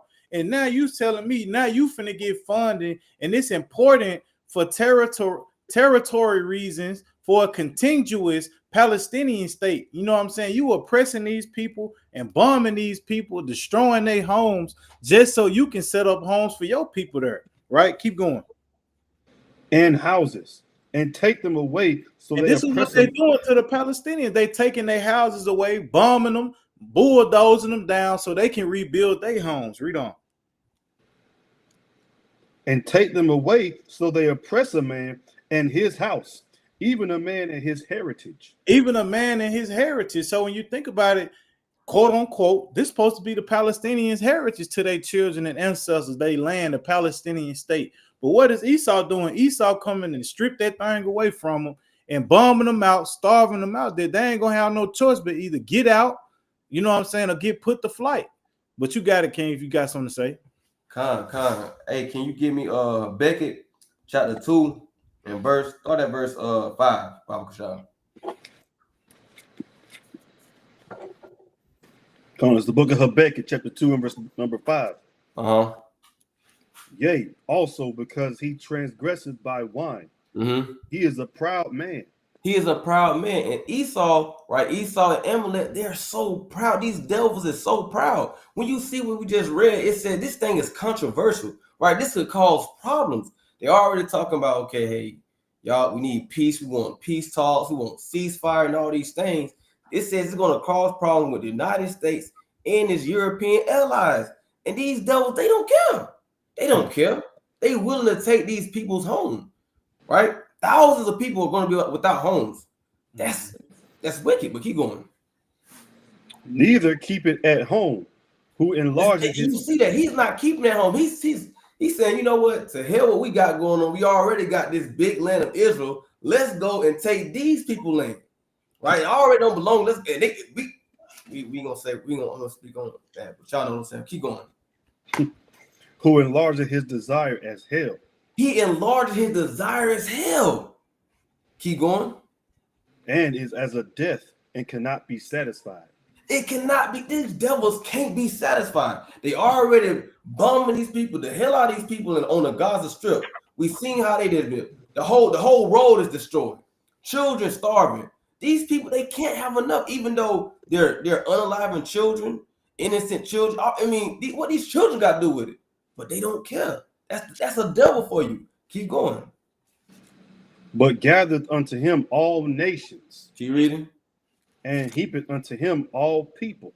Keep going to verse 6. Shall not all these take up a parable against him? But there's going to come a time that these nations that's around this devil is going to take up a parable. Right, keep going. And a taunting proverb against him. Mm-hmm. And say, woe to him that increaseth that which is not his. So this is the prophecy from the Lord. It says, woe to him that increaseth that is what is not his. So I say that woe to Amalek, man. And y'all know what that means. Woe to Amalek and these devils that's increasing in a land that don't even belong to them. But with that, I yield.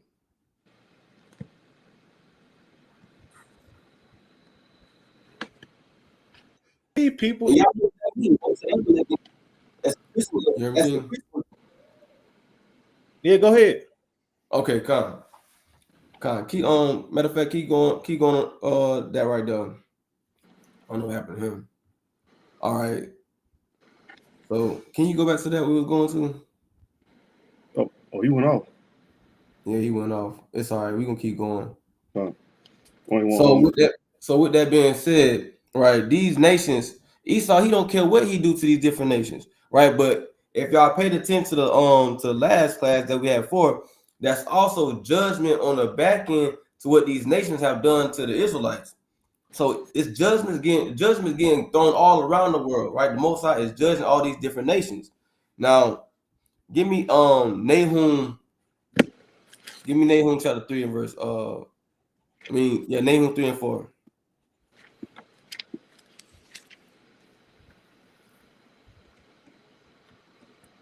Comes Nahum chapter 3 and verse number 4. Uh-huh. Because of the multitude of the whoredoms of the well-favored harlot, Right. the mistress of witchcrafts, that selleth nations through her whoredoms. And Right. families. So again, you got this well-favored harlot, right? And Amalek is the same. They're descendants of Esau. So they all one people at the end of the day, right? So this one people, this well-favored harlot that sells families through their witchcraft, and they're not only just their witchcraft, but their violence, their destructive nature. Keep going. That selleth nations through her whoredoms and families through her witchcrafts. Right. Keep going. Behold, I am against thee, saith the Lord of hosts. So he's against this nation. He's against these devils. Keep going. And I will discover thy skirts upon thy face. I'm going to expose you. And that's what the Lord is doing right now. He's exposing these nations, letting you know, okay, this is how wicked these devils are. Look what they have done. The brother just brought a whole article exposing what they have done to Gaza. There's videos coming out with like the brother just said, there's people trying to deliver food to these people. They're shooting at them, doing whatever they're trying to do, trying to stop these people from getting food that was given to them. So Lord is exposing these people for the devil that they is. Keep going. Behold, I am against thee, saith the Lord of hosts. Mm-hmm. And I will discover thy skirts upon thy face. Mm-hmm. And I will show the nations thy nakedness and the kingdoms thy shame.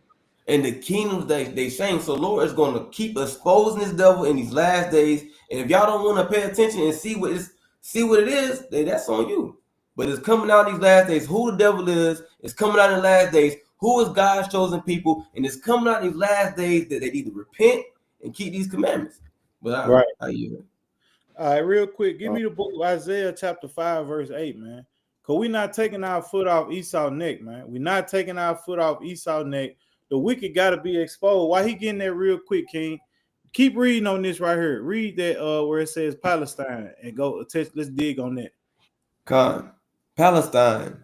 Nabil Abu Rudinik, spokesperson for Palestinian President Muhammad Abbas, said Right. the E1 development in combination with the war in Gaza and escalating settler violence would only lead to further escalation. Hey, so they don't care. So think about what he's saying, man. What y'all doing right now is going to continue to lead to more and more wars. The war is not going to stop. Y'all talking about all these peace talks, but if y'all do what y'all plan on doing right now, thinking y'all we finna sit back and watch y'all, you know what I'm saying, plan a genocide and execute it and act like y'all was the victims in the beginning, you got another thing coming, right? But go ahead. Con, further escalation, tension, and instability. He said he held the U.S. responsible for halting Israel's expansionist actions and noted that the settlement announcement came as Israeli Prime Minister Benjamin Netanyahu had spoken of his vision for a greater Israel. This is what this is all about, man. Greater Israel, what is greater Israel to them? Greater Israel, let me see, can we pull that up on the map? Watch this. This is greater Israel. Let me show you something here, man. Greater Israel map. They trying to do the Bible. They trying to fulfill what the Bible, right? So let's see. Let me see. Can I show you the whole thing? This is supposed to be the land of greater Israel. Can y'all see that? You zooming in This some more? is greater Israel. All these land masses right here on this side, and see, they done kind of messed it up now because now you want to fulfill something, but you should have never put that Suez Canal right there, right? Because when you look at the Suez Canal, our land of Israel was connected to Egypt, right? You know what I'm saying? That's why they say we in Northeast Africa, right? But when you look at this, this is what they want. They got plans to grab all this to themselves, right? You know what I'm saying? So this is what they're trying to do. And this is why we bringing up the scriptures, right? So when we go back to that, let me see. Can I go back to that article? All right. So read that part again. Read that last part again. Khan. It says Netanyahu has spoken of his vision for a greater Israel. So this is his vision for a greater Israel, and this is how he's trying to get it. Now read what you got, King, in Isaiah chapter 5. It's Isaiah chapter 5 and verse number 8. Read. Woe unto them that join house to house. What is this saying? Woe unto the man that goes conquering people's houses, turning it into his house. Right? Go ahead. That lay field to field. That destroy a field to make it a part of his field. Read. Till there to be no place. Till there be no place for who? The people that you wage in war against. Right? Go ahead. That they may be placed alone in the midst of the earth. That they may be placed alone in the midst of the earth, meaning what? That they might be the main chief rulers of the world. This is why when you look at the landmass that we dwelling in today, America, this is the same way America got put into possession, right? This same land and the land that they conquering on their side, Esau has both of the lands that the Israelites inherited, and they got them in their possessions right now, right? And what they doing right now is they already got full possession of Babylon.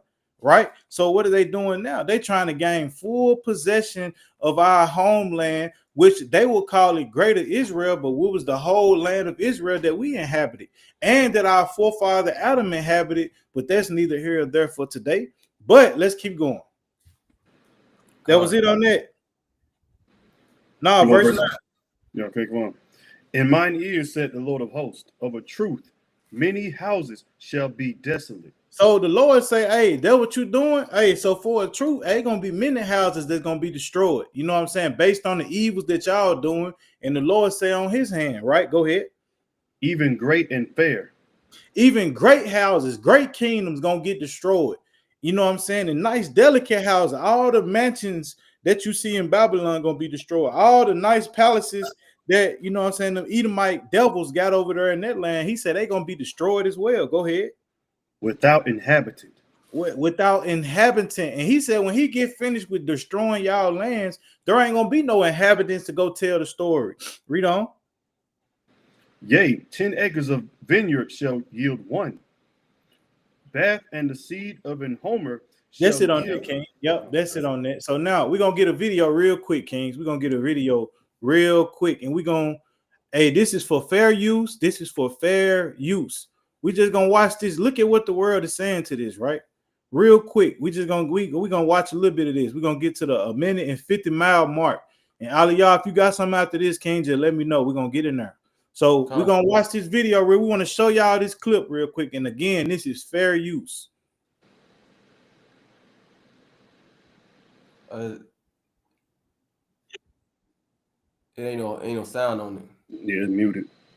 Say that again. Ain't no It's sound. muted. I know me. Give me a second.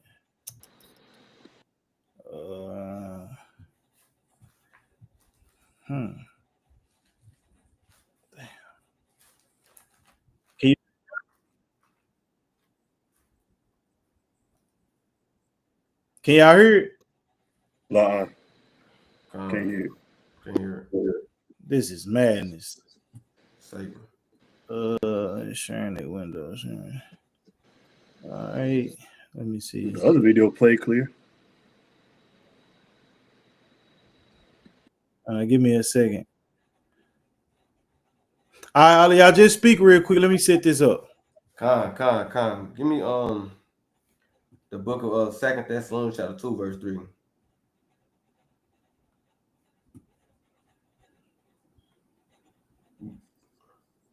The book of 2 Thessalonians chapter 2, verse 3.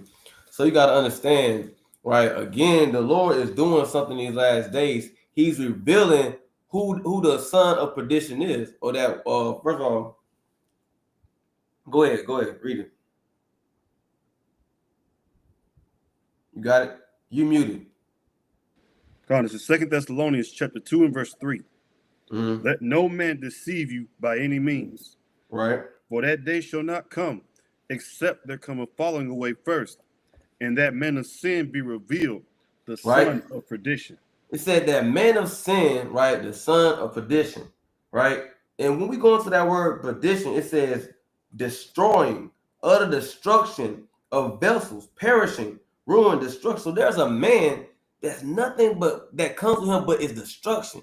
And that's the so-called white man. He's that son of perdition. He ain't doing nothing but to kill, steal, and destroy.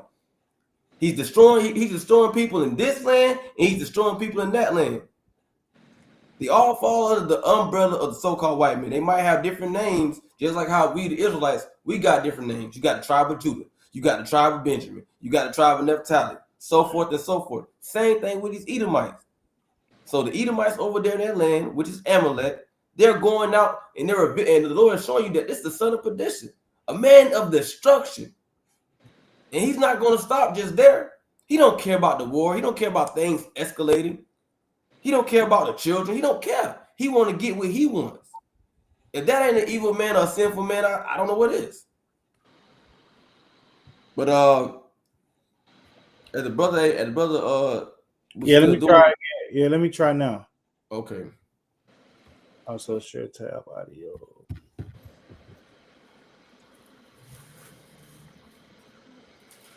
Let me see. Can I do it like this? Let me know if you can hear this. Now, Israel's far-right finance minister plans to approve thousands. You can hear it? Yeah, we good. All right, come. So again, this is fair use. This is fair use. Check this out. Israel's far-right finance minister plans to approve thousands of illegal settlements in the occupied West Bank, saying it buries the idea of a Palestinian state. Israeli media say the move by Bezalel Smotrich could lead to more than 3,000 illegal units being built as part of the controversial E1 project.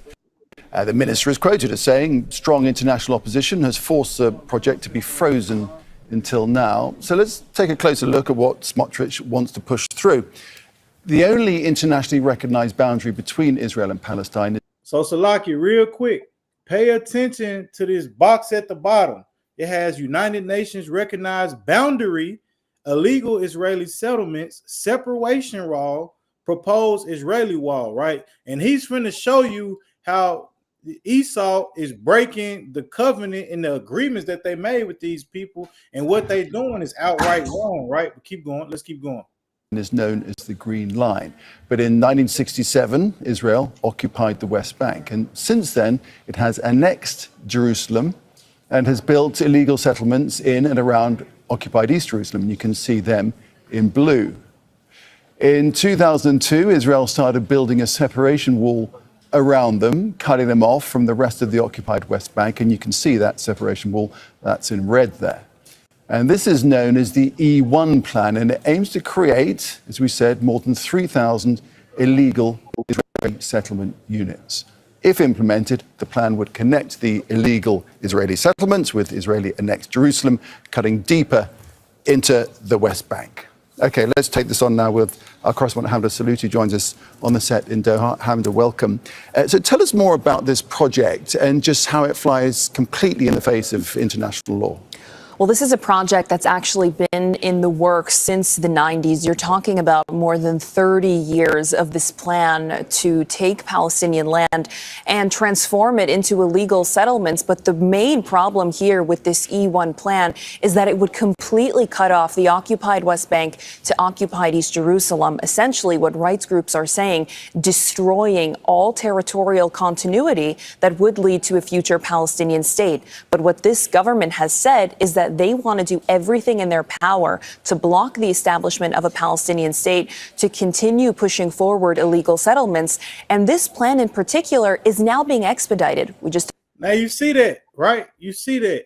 What is these folks doing, man? You know what I'm saying? They teach peace, right? But war is in their heart.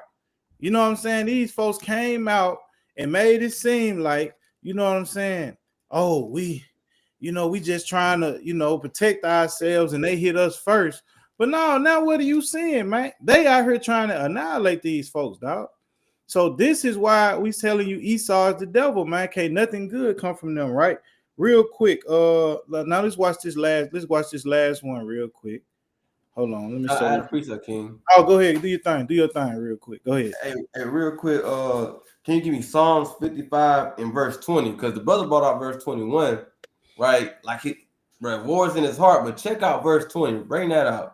If you pay attention to the map that was just shown to us, there is a line, right? And then when you look past that line, that agreed upon line, then you got illegal Israeli settlements. Crazy, yo. Read that.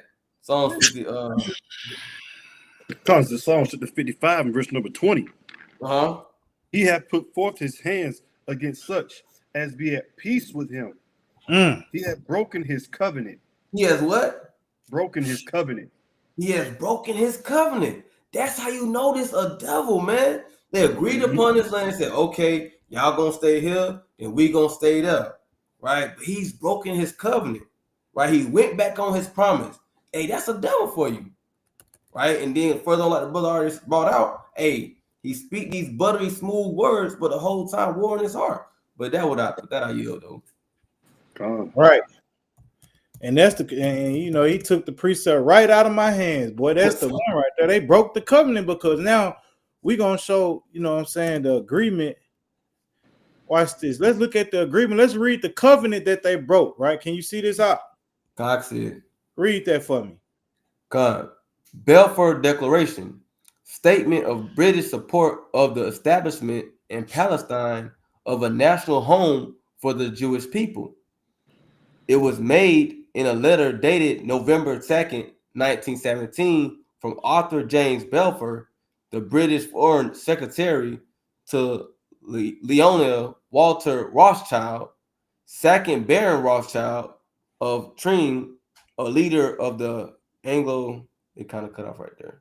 No, you good. Let's see, can we pull this up? What does this say? Let's read that. Palestine for the Jews. That's what it say. You can make it a little just bigger, King. Yeah, I'm working on it right now. You see that?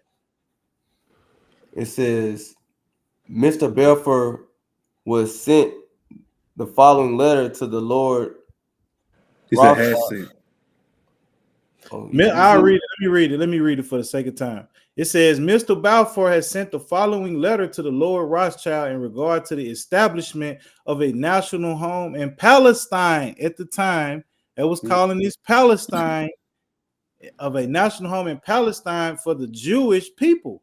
I have much pleasure in conveying to you on behalf of His Majesty's government the following declaration of sympathy with Jewish Zionist aspirations, which has been submitted to and approved by the cabinet. His Majesty's government view with the favor the establishment in Palestine of a national home for the Jewish people and will use their best endeavors to facilitate the achievement of this object, it being clearly understood that nothing shall be done which may prejudice the civil and religious rights of existing non-Jewish communities in Palestine, or the rights and political status enjoyed by the Jews in any other country. I should be grateful if you would bring this declaration to the knowledge of the Zionist Federation. So I want to read this part again, and I want you to read that scripture. Aliyah just pulled again. It says, His Majesty's government view with favor the establishment in Palestine of a national home for the Jewish people and will use their best endeavors to facilitate the achievement of this object, it being clearly understood. So they said, hey, bro, it's clearly understood that nothing shall be done which may prejudice the civil and religious rights of existing non-Jewish communities in Palestine. So now we got a problem here because, that sounds like to me a covenant got broke, man. You know what I'm saying? But I could be wrong, right? But read that again. On my end? Hold on. Yeah. Come on. Verse 20. He had put forth his hands against such as be at peace with him. So when you read the Balfour Declaration, they supposed to be at peace with these people, man. This supposed to be in peace talks, and everything's supposed to be all cool. It should be no wars and no drama against those who are not Amalekite. You know what I'm saying? Amalekites, right? So it's supposed to be peace there, right? But what we reading and what we looking at when we look at this screen is what? Destruction, right? And you see that land that they supposedly split with these Palestinians. Hey man, they're annihilating it and destroying it and have plans of moving these people on out the way. Right? Go ahead, keep reading.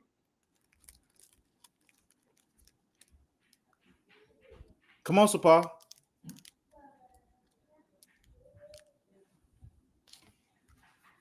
I got it.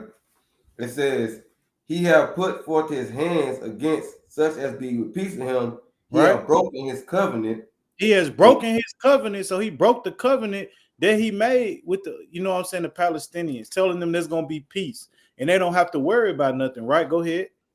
The words of his mouth were smoother than butter. And when they wrote this letter, man, that letter was a smooth letter, man. Come on, that letter looked, man, very heartfelt, inspiring, motivational, and peaceful, right? God. Right. But, so now, yep. Go ahead. But war was in his heart. But war was in his heart. And like this sister said, what she just said on this video, man, they've been trying to get this land since the 90s. So when you think about that, Ali, let's do some math here. 1940 from 1990 is how many years? 1940, 1990. It's about 50 years, right? Yeah, 50 years. So it ain't take nothing but 50 years for these people to try to wage war and overtake these people and start wars to try to take their land from them, man. What is that showing you? That these people are the devil and the truth is not in them, right? So now let's read this article we got right here. So this is their plans in effect to try to take over these lands, right? Go ahead.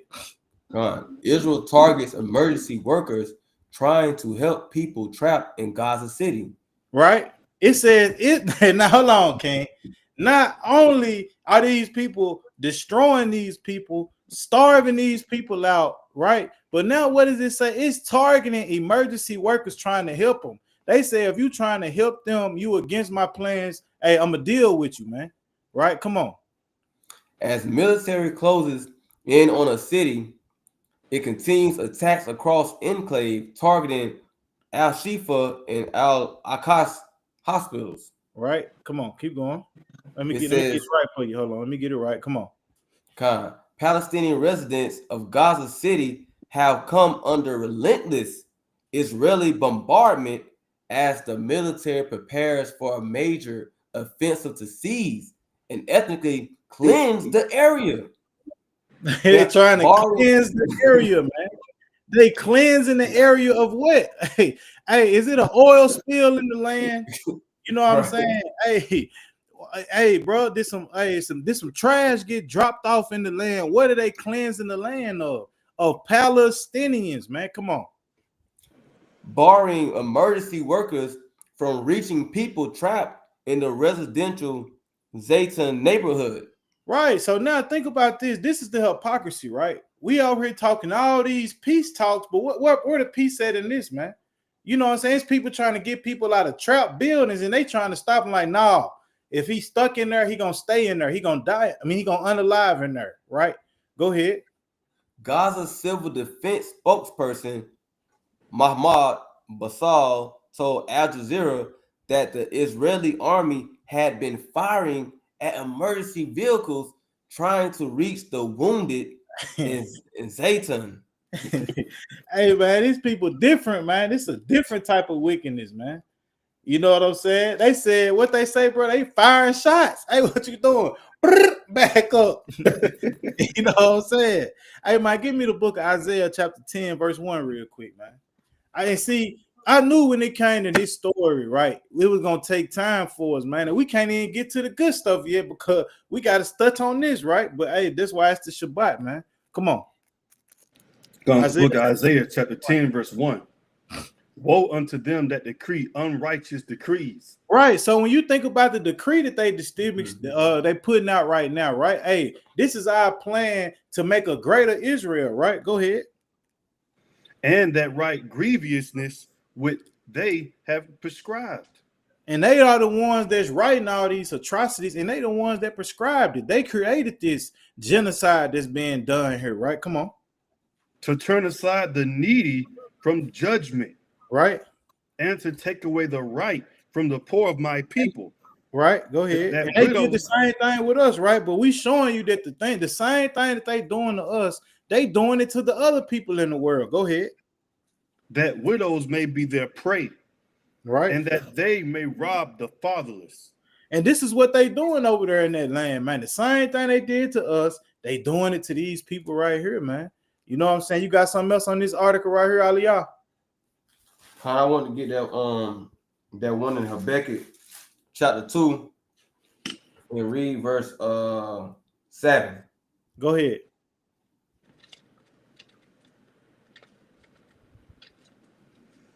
You got that, Sapar? I get it. All right, so hold on before he I get got that. Hold on before he read that verse real quick. Let me read this right here because it's gonna go hand in hand what you about to bring out, right?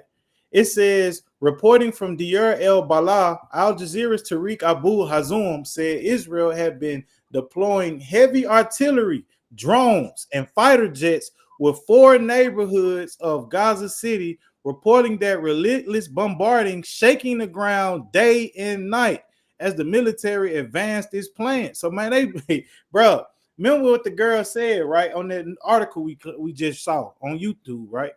This girl said that they did what? They trying to expedite their plan to make a greater Israel. And what did it just say right here, man? It said, bro, they throwing bombs, dropping bombardments on the ground, shaking the ground day and night.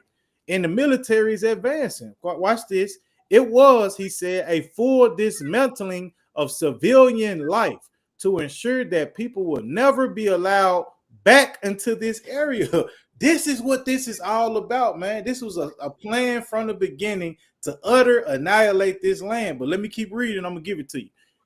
The Israeli chief house of Satan has been pushing to seize Gaza's largest urban hub and forcibly displace hundreds of thousands of Palestinians to what? Concentration zones.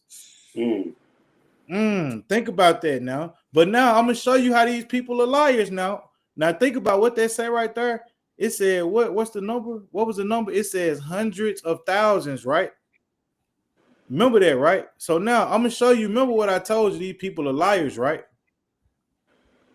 Let's show them something. Let's go back. We're gonna show you how these people are liars, man. And the people that's ruling over us and the people that's ruling the world are liars. Right? Let me find it. Let me go back to where we was at. Watch this. Read this part right here again, King. God.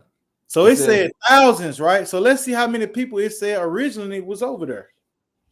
The Gaza Strip is a small piece of land in the Middle East that sits between Israel and the Mediterranean Sea. Come on. It's 40 kilometers long, about the size of a large Australian suburb, and it's home to over 2 million people. Now, come on now. I might not have been the smartest in the math class, but hey, you know what I'm saying? I ain't that slow. So when you can't take 2 million from now. What they saying? Just a couple hundreds of thousand. No, they finna push 2 million people, and some of them already been, you know what I'm saying, unalive or sent to the upper room. And he said the rest of these people, man, millions of people is finna get pushed into concentration camps. Despite a wave of criticism from families of captives held in Gaza and their supporters, the Israeli security establishment, and a multitude of nations and organizations around the world. As the military closed in on Gaza City, it also continued attacks on other parts of the enclave, dismantling 44 people, including 16 aid seekers, desperately seeking sustenance for their families, according to medical sources who spoke to Al Jazeera. So you can't tell me these people ain't the devil, man, but you got it, King. Go ahead. Con, that's right, man. That's sickening. Bring that out, Sapar. Comes Habakkuk chapter 2 and verse number 7. Shall they not rise up suddenly? Yeah, just read it. Read it. You can read that. Shall they not rise up suddenly that shall bite thee? And awake that shall vex thee, and thou shalt be for booties unto them? It says, shall they not rise up suddenly that shall bite thee? So there's going to come a time, this is a prophecy, that these nations are going to rise up and they're going to bite these people. and that bite is going to be an attack these people. They're going to attack these people in a weight that shall vex thee, and thou shalt be for booties. That word booties mean a spoil. So this same nation that's going, destroying, and unaliving all these millions of people, starving them out, don't want them to get any help, shooting at emergency people, just devils. It said you're going to end up being a spoil. Keep going. And a weight that shall vex thee, and thou shalt be for booties unto them, because thou hast spoiled many nations. All the remnant of the people shall spoil thee, because of because they have spoiled many nations, they're going to get spoiled. Now jump down to verse number 10. Verse 10. Thou hast consulted shame to thy house by cutting off many people. By what? By cutting off many people. These nations, these devils have cut off millions of people. Many people. Keep going. And has sinned against thy soul. Keep going. For the stone shall cry out of the wall, and the beam out of the timber shall answer it. Read it. Now this right here, read that. Woe to him that buildeth a town with blood. It said what? Woe to him that buildeth a town with blood. Now, when you think about this, if y'all don't remember, Trump was also in on this, talking about they're going to end up building. I forgot what that was. In the Gaza Strip area, they was going to remodel that area, but this place was destroyed with blood. They didn't peacefully go to the Palestinian people. Was like, okay, well, hey, can we buy this land from you? And we going to do this, do that. No, they utterly destroying these people and continually destroying these people and planning on building something right in that very spot. Keep going. Woe to him that buildeth a town with blood and established a city by iniquity. So because you establish a city and you build it off of blood, the Bible says, woe to you. And that woe, you know what that word woe means, right? So woe to Amalek for what he's doing to those nations over there and trying to rebuild build his own spot. And then when you go to the covenant they broke on the West Bank, how they said that they broke the covenant with the West Bank. Now they say, okay, we're going to build over 3,000 homes over there, right? So woe to them for that. But with that, I yield. All right, pictures. All right, so now with that, man, but now we got to switch the gears real quick before we go to the next topic, because we can't just act like this ain't no the Most High, man, and like righteous judgment is not being brought forth on this, right? Now let's go to 2nd Ezra chapter 15 real quick, and verse 53, because man, these Palestinians not innocent either. These people, the devil that the Bible speaks of, and Bible prophecy is being fulfilled on the genocide of their ancestors, man, or their people, I should say.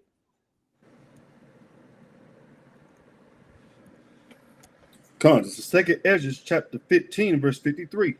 Right. If thou hadst not always slain my chosen. What did he say? If thou hadst not always slain my chosen. If he said, if thou hadst not always slain my chosen, so when you think about the Arabs over there, Ishmael, man, they had a way with us the longest, man. They had us in derision longer than the damn devil that they had us in derision, right? They was the ones, you know what I'm saying, killing us, enslaving us, prostituting our daughters, you know what I'm saying, unicizing us, turning us into eunuchs, you know what I'm saying, and scattering us throughout the world, and also selling us to the devil who's eradicating them out of their land, right? Go ahead.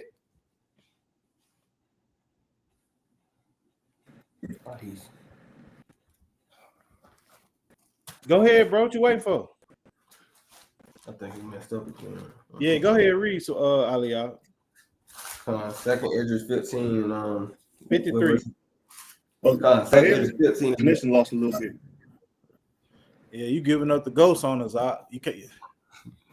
Yeah. Y'all hear me on my Cinecon dropped a little bit. I saw it. I ain't hear y'all. Yeah, okay, good. Yeah. I'm gonna start over. 2nd Ezra 15, verse 53.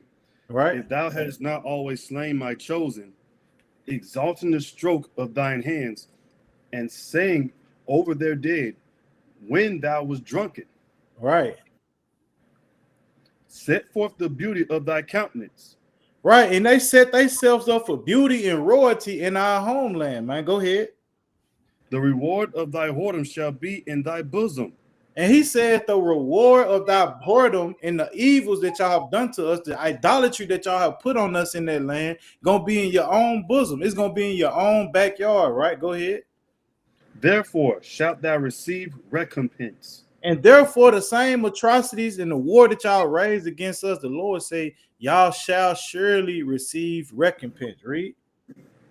Like as thou hast done unto my chosen, saith the Lord, even so shall God do unto thee, and shall deliver thee into mischief. Watch this. Thy children shall die of hunger. It said what? Thy children shall die of hunger. This is Bible prophecy being fulfilled right now at an all-time high. Look at these children crying and dying left and right from hunger. They starving over there, right? We just read that what? Anybody trying to help them, man, getting put to flight. Read. And thou shalt fall through the sword. And that shall Nice. fall by the sword. Go ahead. Thy city shall be broken down. It says thy city shall be broken down. Look at these images of the city broken down, man. Look at their city. These are the city of the people who oppressed the Israelites for over 700 years, man. You know what I'm saying? From the 700s all through the dark ages, all the way up into the 1500s, man. Listen, this is what God said was going to happen to these people, man. He was going to have their cities broken down, man. This is what righteous judgment and prophecy being fulfilled look like. Go ahead. And all thine shall perish with the sword in the field. And he said, all thine is going to perish by the sword in the field. This is what you see right now, man. This is why when we look at this as Israelites, this should give us hope that our God has not forgotten us, man. Go ahead. Right. They that be in the mountains shall die of hunger. He said, they that be in the mountains that's hiding shall die by hunger, man. That's why you see all these people in the fields. This is the prophecy behind it. Go ahead. And eat their own flesh. Right. And so they're not showing that on the media, but I'm led to believe these heathen out there digging in on each other, man. Whoever gone giving up the ghost, they firing up the what them thing called when you they sparking fires, they making campfires, and hey, they gone putting a little Akbar on there, man. You know what I'm saying? Making that bomb. Pour that salt, man. And gone, hey, he gone now. You know, just yeah, man. Go ahead. And drink their own blood. Right. For very hunger of bread and thirst of water. Right. This is what the Lord is doing to these people, man. Go ahead. Thou as unhappy shall come through the sea and receive plagues again. And he said, you're going to come to another place and you're going to get judged again, man. This is what's happening to these people right now, man.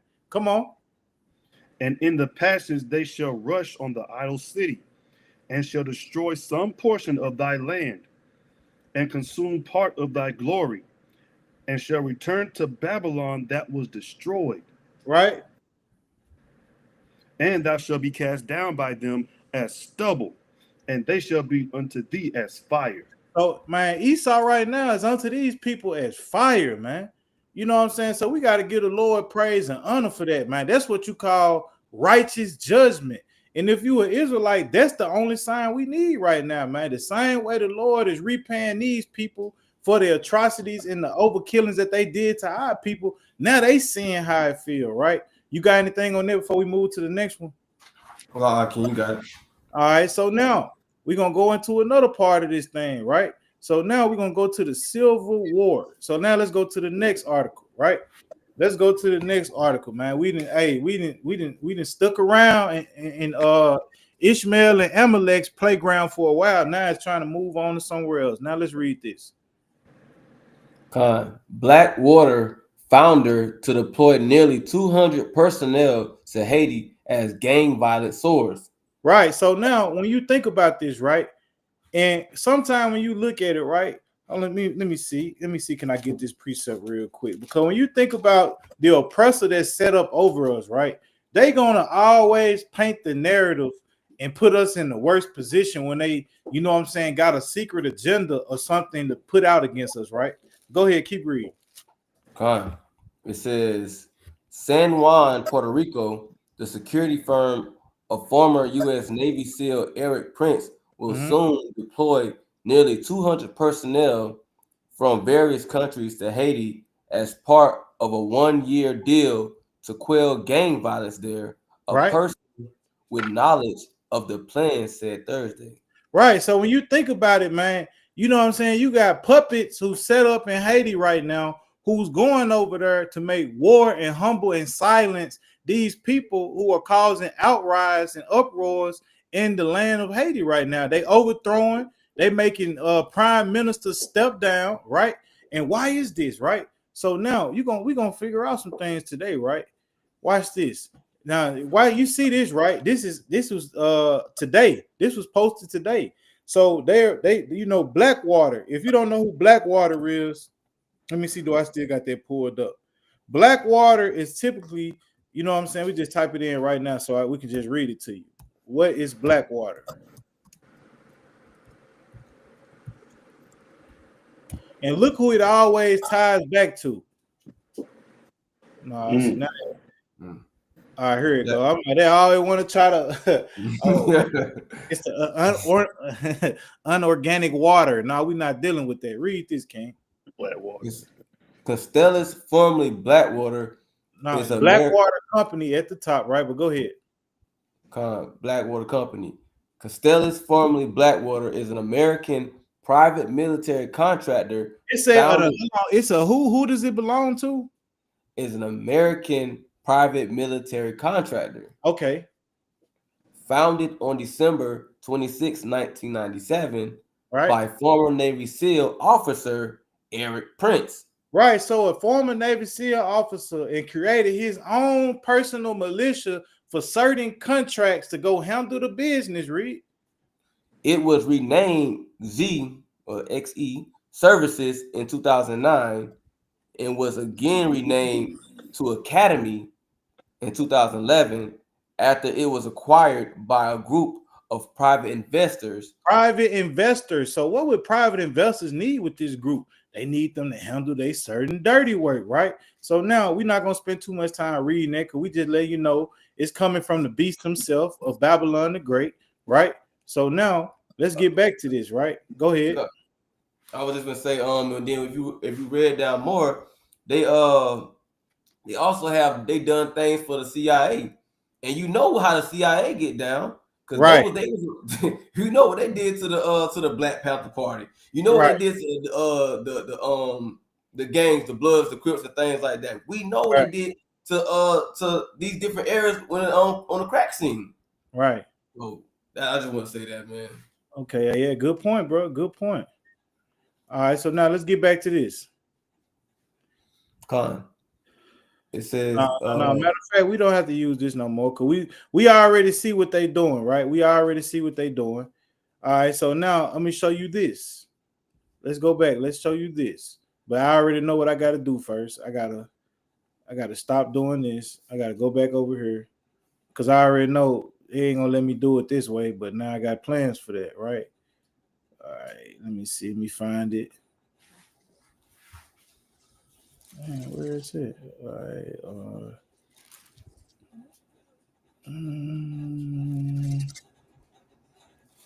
All right, so this is one of the people that they trying to, you know what I'm saying, wave a green light on, right? So now let's watch this. And this is fair use. This is fair use, right? So remember what the article said, right? They have hired Blackwater to come in there to target the gangs, right? So now watch this. The hell is this? This is all you're gonna give me?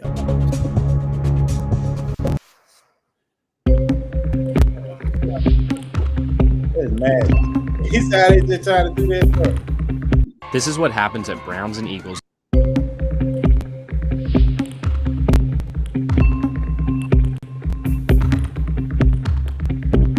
Hold on. There we go. Haitian gang leader barbecue, right? Si Ariel Henry pas démissionné, pays après aller droite, non faire un génocide. Si Ariel Henry pas démissionné, si la communauté internationale là continue à supporter Ariel Henry, il a mené nous directement dans une guerre civile et qui a débouché sur un génocide. Les agents nous te disent, Et communauté internationale, là, spécialement les États-Unis, le Canada, la France, corps groupe là, il y a responsable tout le monde qui a mouru dans le pays d'Haïti.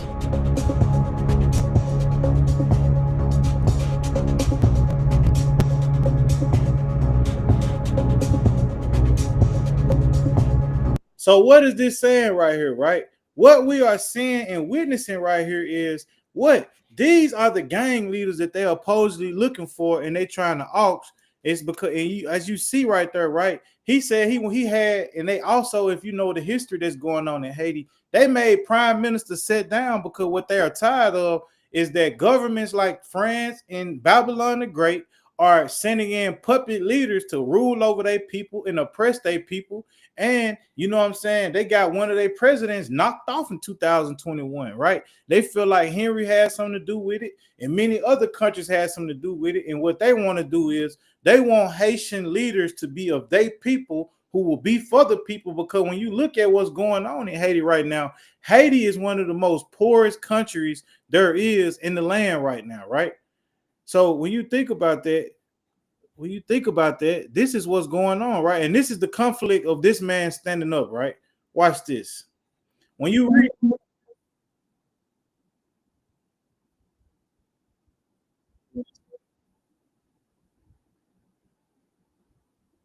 all right, so we right here. Can you see the screen still? This program contains references to sexual. Give me a second, man. They got a lot going on. This is fair use, by the way. Hold on. So what we're gonna show is this man they put a $7.6 million bounty on this brother's head, man. All right, so hold on. Let me fix this back because I think it. All right, here it is. This is fair use. This is fair use. So check this out. This man who's speaking up for his people is known as Barbecue, right? He was a former police officer in Haiti, but now, you know what I'm saying? They say he's a gang leader, and they label him as a gang leader. But what he is, he joined a movement to help his people fight against things that's going on against them in the land of Haiti. So when I watch this, check this out. This is fair use. Haitian gang leader Jimmy Cherizier indicted by a U.S. federal grand jury, immediately responding on social media. My name is Jimmy Cherizier, Barbecue. If the FBI wants me, I'm here. I'm willing to collaborate with them on one condition. There can be no lies told. Cherizier, better known as Barbecue, accused by the US of engaging in a wide-ranging conspiracy to circumvent sanctions and raise funds for gang activities in Haiti. The newly appointed US Attorney for the District of Columbia announcing the indictment. And pay attention to this. They always want to send a messenger out that favors the, you know what I'm saying, the minority, right? And they want to make her as a spokesperson, and Esau sit back and act like they don't got nothing to do with it. And think about what this man said, right? He said, hey, man, if y'all looking for me, hey, y'all know where I'm at. I ain't hard to find. And you know, I come deal with y'all. But if I come deal with y'all, tell the truth. Because this man knows what Esau is trying to do. You know what I'm saying? They trying to make it seem like he need money from over here to fund gang activity in Haiti, right? But watch, let's listen to what these evil people have to say about him, right? Columbia announcing the indictment. He is a notorious gang leader from Haiti who has orchestrated and committed various acts of violence against Haitians in Haiti. Cherizier is one of the main leaders of Vivre Ensemble. Now watch this real quick, right? Y'all see that, right? They say he's a notorious gang member and has got plenty of people killed. And then the next thing they do, they want to show a video of him just shooting a gun in the air. What is that showing us? Esau shoot guns in the air every day at America. Matter of fact, they shoot them at Negroes, but that's neither here nor there. That's neither here nor there. That's neither here nor there, right? Come on. The Gang Alliance designated as a foreign terrorist organization by the Trump administration in May. Cherizier indicted along with a Haitian-born, naturalized U.S. citizen, Basile Richardson. He has never sent any money to me to finance anything in Haiti. Stop with all those lies. Chiwezier's location in The brother got to come out here and try to speak the best English he can to prove to you that these people are lying and they coming up with false charges on him. Because why? They want to move this man out the way. They don't like nobody who bucks up against their plans. And for a long time now, this man and many others have been rising up and overthrowing all the, you know what I'm saying, control puppets that Esau and their government powers have been putting in Haiti, oppressing and robbing these people of resources. But did you have some? Kyle, I just want to bring out a point. It's funny how when anybody wants to stand against their system, they always seen as terrorists. The whole time, for instance, you know, we know what the Black Panthers did, but if y'all actually look and seeing what they did, they actually was helping people in the community. They was doing food drive, they was doing all kind of things. And guess what they were seen as? Terrorists. Anytime somebody want to come up against Babylon, they're always seen as a terrorist. Somebody has a problem or something like that. But I just want to point it out, man. Hey, I want to add on to that too. That also piggybacks off of, like, you know, with the Black Panther Party. And who was the main head of that? Fred Hampton. They was all on him, man. You know what I'm saying? And you see what they did to him. So Right. yeah, Right. Real quick. Read the book of Psalms, chapter 35 and verse number 19 before we go back to this clip, right? Because what they doing is, man, they putting charges on this man and saying that he's getting money from a person of Haitian descent in America to fund gang riots and gang activity in Haiti, right? And what's crazy is the dude that they say is doing this, man, this man ain't nothing but a truck driver. And I know for a fact, if Jake is a truck driver in Babylon, man, that man ain't making that much money to survive here and send money on back that way. I'm gonna tell you that right now, right? Read this real quick. Comes in Psalms chapter 35 and verse 19. Right? Let not them that are mine enemies wrongfully rejoice over me. Right. This is a prayer from King David, right? Come on. Neither let them wink with the eye that hate me without a cause. Watch this. For they speak not peace, but they devise deceitful matters against them that are quiet in the land. And this is what they doing, man. They devising iniquity against those that's not even doing anything to them. They quiet in the land when it come to Esau, but Esau see them standing up in their own land for their people. So now you got to put charges on this man, right? Watch this. Keep reading. Yea, they opened their mouth wide against me and said, aha, aha, our eye have seen it. Right, and they opening their eyes up wide, and now they're trying to paint this man as a public demon, right? And think about this, right? I'm gonna show you another thing. This is how bad they want to eliminate barbecue, right? They offering $7.6 million, man. Babylon is offering $7.6 million, but they can't take that $7 million and get the homeless people off the street. Right, they can't use that $7 million and fix all the potholes and the damaged houses that's in our neighborhood. Right, you got a lot of minority people who are homeless because their houses got destroyed through natural disasters, or the lowest judgment. But guess what? They can't use that $7 million to fix those things up. Right, they can't even use that same $7 million to get the murderers and the robbers off the street in our community. Right, they couldn't use that same $7 million to get the leaders of the Ku Klux Klan off the block. Right, they go, you know what I'm saying, put indictments on them. Right, because we got proof that they did major atrocities. These people can't show us no proof of no murders that this man did against his people, but we got proof in history. You know what I'm saying? What about indictments on the people that were hanging our people from trees not even 100 years ago, man? Let's deal with that. But this is showing you the wickedness of these people, man. You know what I'm saying? But let's finish this out. Port-au-Prince is well known to Haitian authorities. His compound is in Delmar 6, where I talked with him earlier this year, when he identified with the new US President, Donald Trump. During his campaign, he said, we need to drain the swamp. We need to drain the swamp. That's the same thing I want to do in Haiti. But gang warfare has... So when you think about what he's trying to do, man, he wants to clean up Haiti. He said the president made a statement on how he wanted to help clean up Haiti. But what you think he's done since he's been in office, man? He's been catching Haitians in America and deporting them or sending them back to Haiti, right? And right now, what are they doing? They finna rage war on this man. And now, when you just look at the pictures, right? When you just look at the picture, I'm gonna mute it for a second. and just play it. Look around you, man. Look at the impoverished. Look at the poverty that these Levites are living in over there. And look at the bounty that they put on this man's head. Why do you think they put that high bounty on there? Why do you think they put that high bounty on his head? Because Esau's smart enough to know, right, that, man, you put $7 million on this man's head, and most of his soldiers over there are impoverished, right? A lot of them at the bottom. And imagine you living in that type of, you know what I'm saying, living in that type of lifestyle, and then somebody offering you $7 million to turn your back on one man. You know what I'm saying? You're going to forget about everything you just was standing on.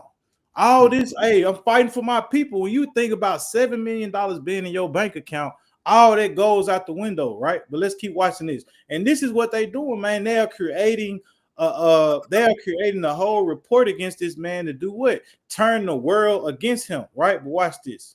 Any longer to describe the situation. Is it alarming? Is it acute? Is it urgent? It's all of that and even more. Pirot with a warning to the Haitian diaspora. We're coming after you if you give money to Cherizier. The FBI award announced for Jimmy Cherizier is the highest for a gang leader in Haiti and raises the stakes. $5 million, an astronomical sum in Haiti, where half the population does not have enough to eat. Right. Pruluan, SBS World News. Right. So now another precept real quick. Get the book of Psalms chapter 10, verse 2. Get the book of Psalms chapter 10 and verse number 2. You know what I'm saying? So when you think about this, man, Esau has always had their hand. You know what I'm saying? Esau has always had their hands in the land of Haiti, right? This history goes back in time, man. These people been oppressing the Levites of the Bible, right? When you think about that, right? So read this real quick. It's the book of Psalms 10 and verse number 1. Why standest thou far?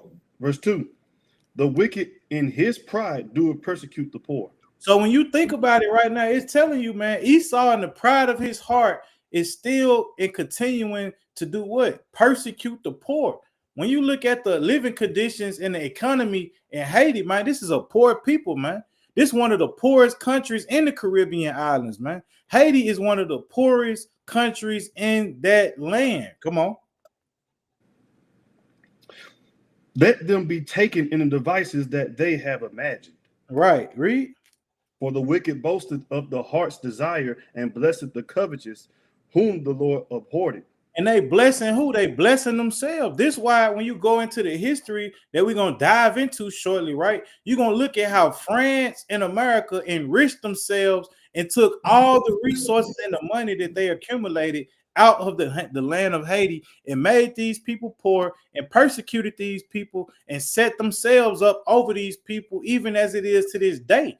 Because when you realize it, bro, this all goes back to what we said earlier, and I'm going to show it, right? So real quick, read this out. How the U.S. came to dominate Haiti. And how the U.S. came to dominate Haiti, right? Military occupation. Look at this picture. And this is a classic picture, right? So this lets you know this was from way back when. And who do you see? You see the friendly neighborhood Edomites who be walking their dog in your neighborhood, waving at you, asking you how your children doing. Right? Come on, keep going. Watch this. Read Chapter that. 3, financial occupations. The reaction to the U.S. Marines removal. The reaction to the U.S. Marines removal of the gold from the vaults of the Banque Nationale de la République of the Haiti was as Arthur Bailey Blanchard, the U.S. minister to Port-au-Prince, predicted. The news quickly spread throughout Port-au-Prince and was greeted with shock and disbelief. Editorials in Le Nationalité and Le Matin immediately speculated over the nature of the incident and its infringement of the sovereignty of the Haitian nation. The Haitian government sent commissioners to the bank to ascertain whether the bank funds were still available. Right. So it started with money, right? Come on. The clerks of the BNRH refused to open the vaults as ordered by their superiors in New York. Hold on. It said what?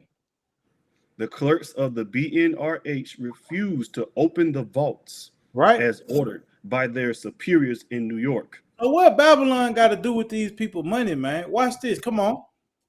The clerks of the BNRH refused to open the vaults as ordered by their superiors in New York. Right. BNRH manager Henry DeSure was accused of embezzlement. What we just been reading, man, they bring up false charges on who? On the poor. Haiti, the reason why they doing this to Haiti is because Haiti was one of the first black republic countries who got their independence. First black independent countries over on this side that got their independence. Man, you can't rise up and do a revolt against Esau like that and think they just gonna let you go on about your merry way, right? So when you think about all this, right, when it comes to their money, the gold, and the resources that they had on their land, Esau had an agenda to come strip everything from the Haitians, right? And why was that? Because when they rose up and defeated the French, what did they make them do? They signed up to make these people pay reparations, right? And we're going to read about it a little later. Come on. And threatened with imprisonment. He wrote a desperate letter to Henry H. Wareham of Helgarton and Company, asking for protection, while the State Department instructed Bali Belchard to request protection from the Haitian government for the BNRH's employees. Right. So now watch this real quick. Watch this. Now when you look at it, this is their money, right? This is the money that Haiti once had, right? It had their own face on there. You know what I'm saying? The Republic of Haiti, right? So now we're going to read down for the sake of time, right? Watch this. Watch this. Read this. Menos was baffled. He was surprised and pained that the United States would interfere in Haiti's internal affairs, and pointed out the BNRH was a French corporation headquartered in Paris. So when you think about it, so this BNRH, that this bank that they had was a French bank. And guess who came and had ties with that? America. So you got two different sides of the same bird or the same eagle who did what? Plotted to overcome and bankrupt this nation of people. Come on.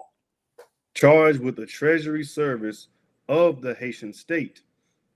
And bequeathed the rights of Haitian citizenship based on these facts. The United States had no right to interfere.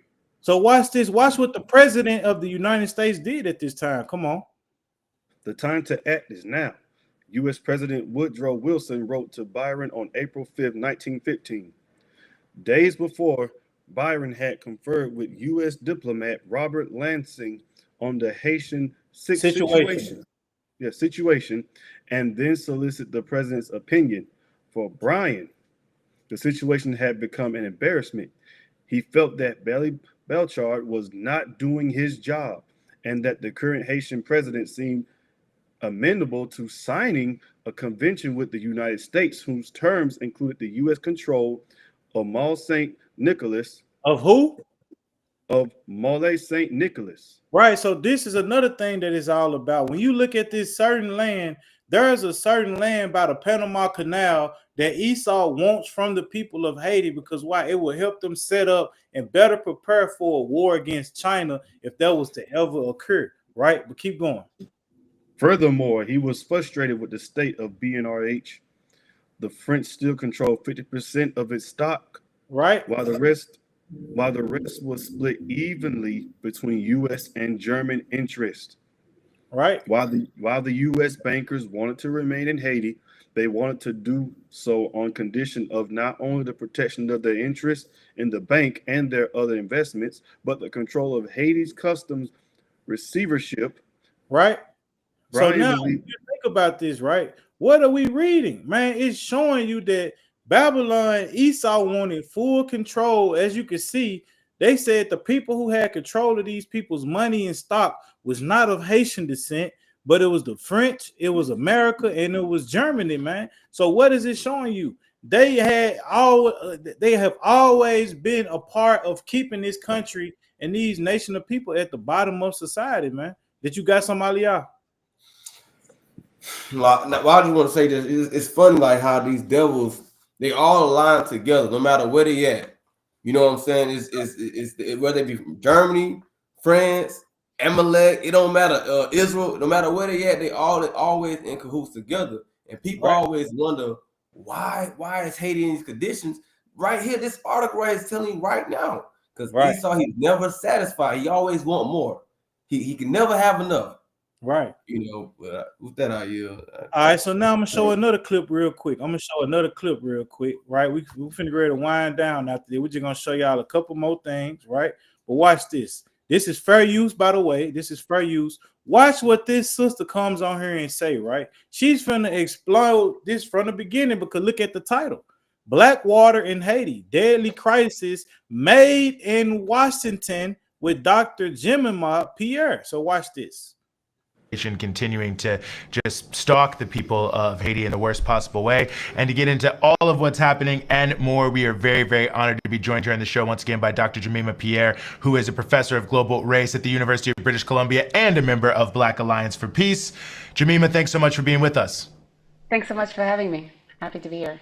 Well, we're really happy to have you and break down a lot of what's happening. And people may or may not have seen in this, so-called transitional government, a new president has assumed the rotating presidency. And the U.S. was actually tweeting recently that anyone who tries to do anything to disrupt this presidency will be held accountable in some sort of, ominous way by the United States. So just another direct intervention in the affairs of Haiti. I mean, give us a sense of what's happening here, because there's so many players and so many different sort of moving pieces here, but it does seem like in general, this is just another example that the government in Haiti is to some degree an extension of the U.S. and other regional powers. You're not going to believe what happened. Tell me. Madness. Hold on, give me a second. This is madness. Come on, man. All right, we back at it. All right, tune in, watch this. For talking about Haiti, because people have seem to have forgotten what's going on, except for every once in a while when the New York Times throws in a story without any context, as if what's happening in Haiti is always violence and violence is endemic to these Haitians, and as if the imperialists don't have anything to do with it. What's going on in Haiti is actually just another saga in ongoing occupation. And this occupation, of course, as I always say, began in 2004 with the U.S., France, Canada led coup d'etat against Haiti's democratically elected government. This occupation, of course, was consecrated by the UN with a Chapter 7 military force and occupation of Haiti, which happened, which lasted until from 2004 to 2017. And there's the UN office, this acronym is BNU, that's still in Haiti. And there's a core group that still runs Haiti. So everything that's happening, whatever violence you see, everything is under UN occupation. You heard what she said, man. Everything that's happening over there is under who? America and all they say so. America are the ones behind this. Since 2004, they have been making wars against the government over there and doing what? Setting up their own puppets in office, right? Watch this. There's been an assassination of the president. There's been a removal of a prime minister, and then you have the core group designating who's going to be Haiti's prime minister. When he was removed after a lot of protests and so on, the U.S. with its proxies in the Caribbean, the CARICOM community, especially Mia Mottley and Irfan Ali, which is the prime minister of Barbados and Guyana, prime ministers of Barbados and Guyana, respectively, worked together with Anthony Blinken in a hotel room in Jamaica, and basically created the Haitian government, which is a 9-person presidential council with a rotating presidency. And I think every few months you get a new president. And so what we have is a complete colonial control of Haiti, which has... You heard what she said, man. What we have is a complete, colonialism control of Haiti by who? The same people who have colonial control over us. Esau, Babylon the Great. Watch this. Been under occupation. So whatever happens is under the auspices of the U.S., the UN. And also during this time, 2 years ago, you had the multi-security, the MSS, the security mission, where the U.S. brought in Kenyan mercenaries who are still in Haiti at this point. under a contract paid for primarily by the U.S. Even though people say it's a UN mission, it's not a UN mission. It's not it's not under UN purview. And so these people can write. They're writing around Haiti. There's no accountability for whatever actions that they do in Haiti. So we're in a situation we're in a colonial occupation, a colonial situation, and so that's what's happening right now. So this new presidency is part of this 9-person council, but then you also have the rise in violence, and then of course I'm sure everyone's talking about, the New York Crimes article on Wesley Clark's mercenary group. And the missing mercenaries that were sent to Haiti in the fall, and then of course there's Eric Prince, the OG of mercenaries, right? Eric Prince is the founder of Blackwater. So this is what she's talking about. That's why she said he's the OG of mercenaries, because once they send this man in there, hey, bodies finna pile up, right? Watch this. Work with Blackwater, and then later on, and all the drama and all the trauma he caused in Iraq and West Asia. And so that's what's happening in Haiti. Haiti is really undergoing really terrible trauma, but all stems from the original moment of this coup d'etat, and then the complete control and the complete destruction of the Haitian state, the legislature, the courts, the government, the police. And then, so this was by design so that you can come back, and now when there's violence, because there's I forgot what's the word. There's like there's no state, and so then when there's violence, there's no real state to control what's going on. There's a vacuum, a power vacuum. You can come in, as the New York Crimes does, and say, well, this violence has been going on for a long time, and we don't know what's going on with Haiti and what. Right. So now, real quick, let's get a precept real quick, right? Let's get this right, because why is this happening to the Haitians, right? Why is this happening to the Haitians who are the biblical Levites, right? Why is this happening to them, right? Read this, King. Get the book of Malachi chapter 2 and verse number 1. The book of Malachi chapter 2 verse 1. Let's read in the Bible what God says about our brothers and sisters in Haiti. John's book of Malachi chapter 2 and verse 1. Right. And now, O ye priests, this commandment is for you. If ye will not hear, and if ye will not lay it to your heart to give glory unto my name, right, saith the Lord of hosts, I will even send a curse upon you, and I will curse your blessings. Yea, I have cursed them already, because ye do not lay it to heart. Right. Behold, I will corrupt your seed and spread dung upon your faces. Right. This is what the Lord is doing to our brothers and sisters in the land of Haiti right now. Go ahead. I will corrupt your seed and spread dung upon your faces, even the dung of your solemn feast, and one shall take you away with it. And ye shall know that I have sent this commandment unto you, that my covenant might be with Levi. Might be with Levi. These are the things that the Lord said he was going to do to Levi, right? So now go jump down to verse 7. Come on, verse 7. For the priest's lips should keep knowledge, and they should seek the law at his mouth, for he is the messenger of the Lord of hosts. Right. But ye are departed out of the way. Ye have caused many to stumble at the law. Ye have corrupted the covenant of Levi, saith the Lord of hosts. Watch this. Therefore have I also made you contemptible and base before all the people, according as ye have not kept my ways. So the Lord said he's the one that made the Levites base in the world. This is why when you look at Haiti, they're one of the most poorest of the 12 tribes of Israel when you look at their land today, right? Go ahead. Therefore have I also made you contemptible and base before all the people, according as ye have not kept my ways, but have been partial in the law.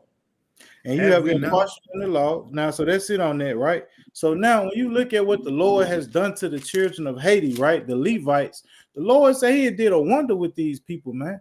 You know what I'm saying? This is why when we look at the world today, this is why these things is going on, right? You know what I'm saying? This is what's going on. And you know what I'm saying? We got some other videos and clips, but we're not going to do those for the sake of time. So you know what I'm saying? Real quick, we're gonna shift gears real quick. You got something real quick out of y'all? Con, I just want to bring out this precept. Go ahead. Book of get Jeremiah chapter 2, verse 8. This is just to let me back on that because of what the priests did. Because you got to think about their connection with Most High was different than all the other tribes. These were the one that was teaching the law. These were the people that was giving sacrifice to the Most High God. But they end up failing on their part and going the hell off. So I just want to bring this out just to let me back on that. Comes Jeremiah chapter 2 and verse 8. The priest said not, where is the Lord? And they that handled the law knew me not. It says they that handled the law knew me not. They weren't trying to know the Lord. They weren't trying to get to know the Lord. They weren't trying to implement the law to the nation of Israel. Keep reading. The pastors also transgressed against me, and the prophets prophesied by Baal and walked after things that do not profit. So our forefathers and the priests, they went off against the Most High God, right? And when you read in different chapters, it say, man, the Lord said, I'm tired of your feasts. Oh, I'm tired of the sacrifices. Don't bring your sacrifice to me, because our people was going off. So when you bring that when you connect that with the precept that the brother just brought out, you see why the Lord have brought this upon the Levites or the priests. But that I yield. All right, so now we're gonna show you real quick, proving how we know that the brothers and sisters that you see suffering these afflictions are indeed Israelites, and that they are indeed the children of Levi. This is how we're gonna end the night off, right? So real quick, Sapar, give me the book of Genesis chapter 49, and then start at verse number 5. Comes Genesis chapter 49 and verse number 5. Read. Simeon and Levi are brethren. It says Simeon and Levi are brethren, right? So it's saying that in the last days, right? How long? So matter of fact, read verse 1 for context sake, for somebody might not never heard this before. Come, this is Genesis chapter 49, verse number 1.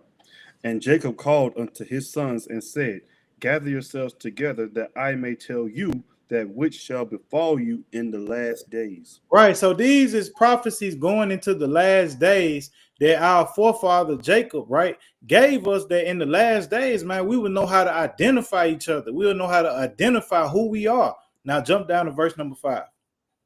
Come, verse 5. Simeon and Levi are brethren. Right. Instruments of cruelty are in their habitations. Right. So these two nations will have cruelty in their habitations. Right. Go ahead. O my soul, come not thou into their secret, unto their assembly.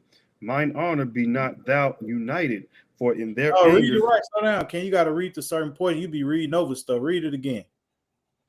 O my soul, come not thou into their secret, unto their assembly. Mine honor be not thou united, for so he said these two. For he said these two countries should not be united. Right. Watch this. For in their anger they slew a man, and in their self-will they dig down a wall. Right. Cursed be their anger, for it was fierce, and their wrath, for it was cruel. Right. I will divide them in Jacob and scatter them in Israel. Now watch this. We're gonna read number 5. We're gonna read Genesis 49 and 5 one more time. Simeon and Levi are brethren. Right. Instruments of cruelty are in their habitations. All right. And he said instruments of cruelty was going to be in their habitations. Right. So now we're going to go into a book. Right. So now when you read that verse, right, it says Simeon and Levi are brethren. Right. Instruments of cruelty are in their habitations. Right. And when you look at this, right, on the left hand, you have Haiti. On the right hand, you have the Dominican Republic. Right. This is what the Bible is talking about, right? This is the prophecy of that being fulfilled, right? If you have ears to hear, the Dominican Republic are the tribe of Simeon, and the Haitians are the tribe of Levi, right?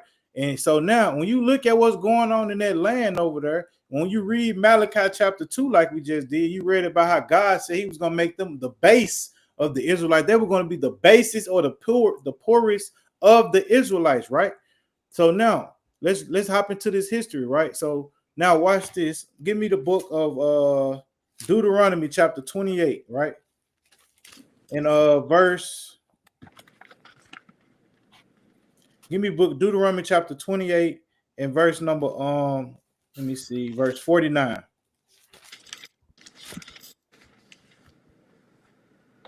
Comes the book of Deuteronomy chapter 28 and verse 49. The Lord shall bring of nation against thee from far, from the end of the earth, as swift as the eagle flieth. All right. A nation whose tongue thou shalt not understand. All right. A nation of fierce countenance, which shall not regard the person of the old, nor show favor to the young. Right. So the Lord said he was going to bring a nation upon us who wasn't going to spread the old or the young. Can y'all see the name of this book? Can y'all see the screen? All right, so history they didn't want to know. All right, so you gotta slow down now. So real quick, read this. Read the title. Come on, Haiti, the history they didn't want you to know. By Ernest Etienne, right? So now we're gonna go into some deep history in Haiti, right? And we're gonna show you that the people there are indeed the Israelites. All right. So now let's go and dive into this thing. Give me a second. I want to get to the point. Hold on.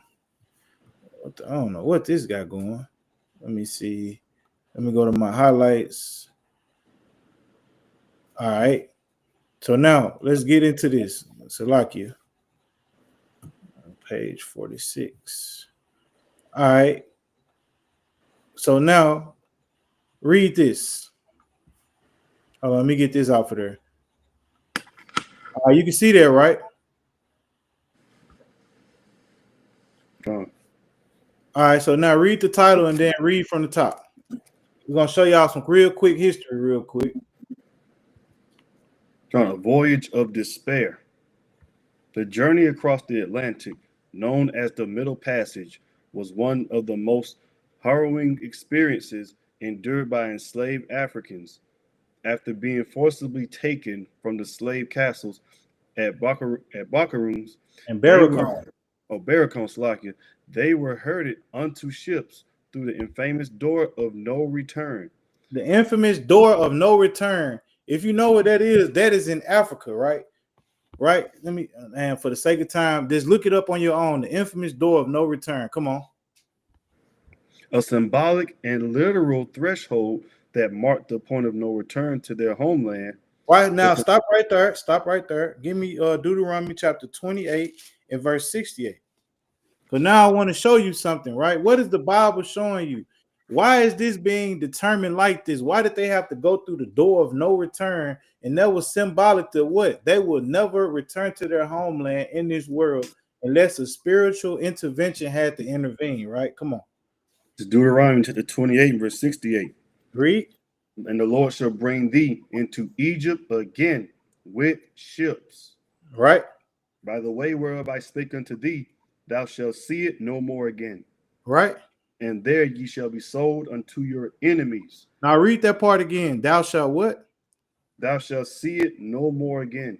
What was you not going to see no more? Your homeland. What is this describing? This is describing the experience that the so-called Haitians went through, right? They went through the door of no return, symbolizing that they would not return to their homeland no more. But what did the Bible just say? It says, thou shalt see it no more again, referring to what? Our homeland. Keep going. And there you shall be sold unto your enemies for bondmen and bondwomen. Right. And no man shall buy you.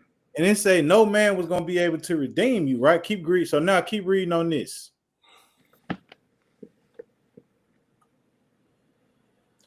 Read what I just highlighted. Go back to the article on the screen.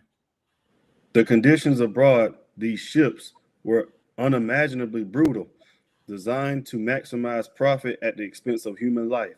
Right. For weeks or even months, men, women, and children were packed into the dark, suffocating holds of slave ships, where they endured unspeakable suffering.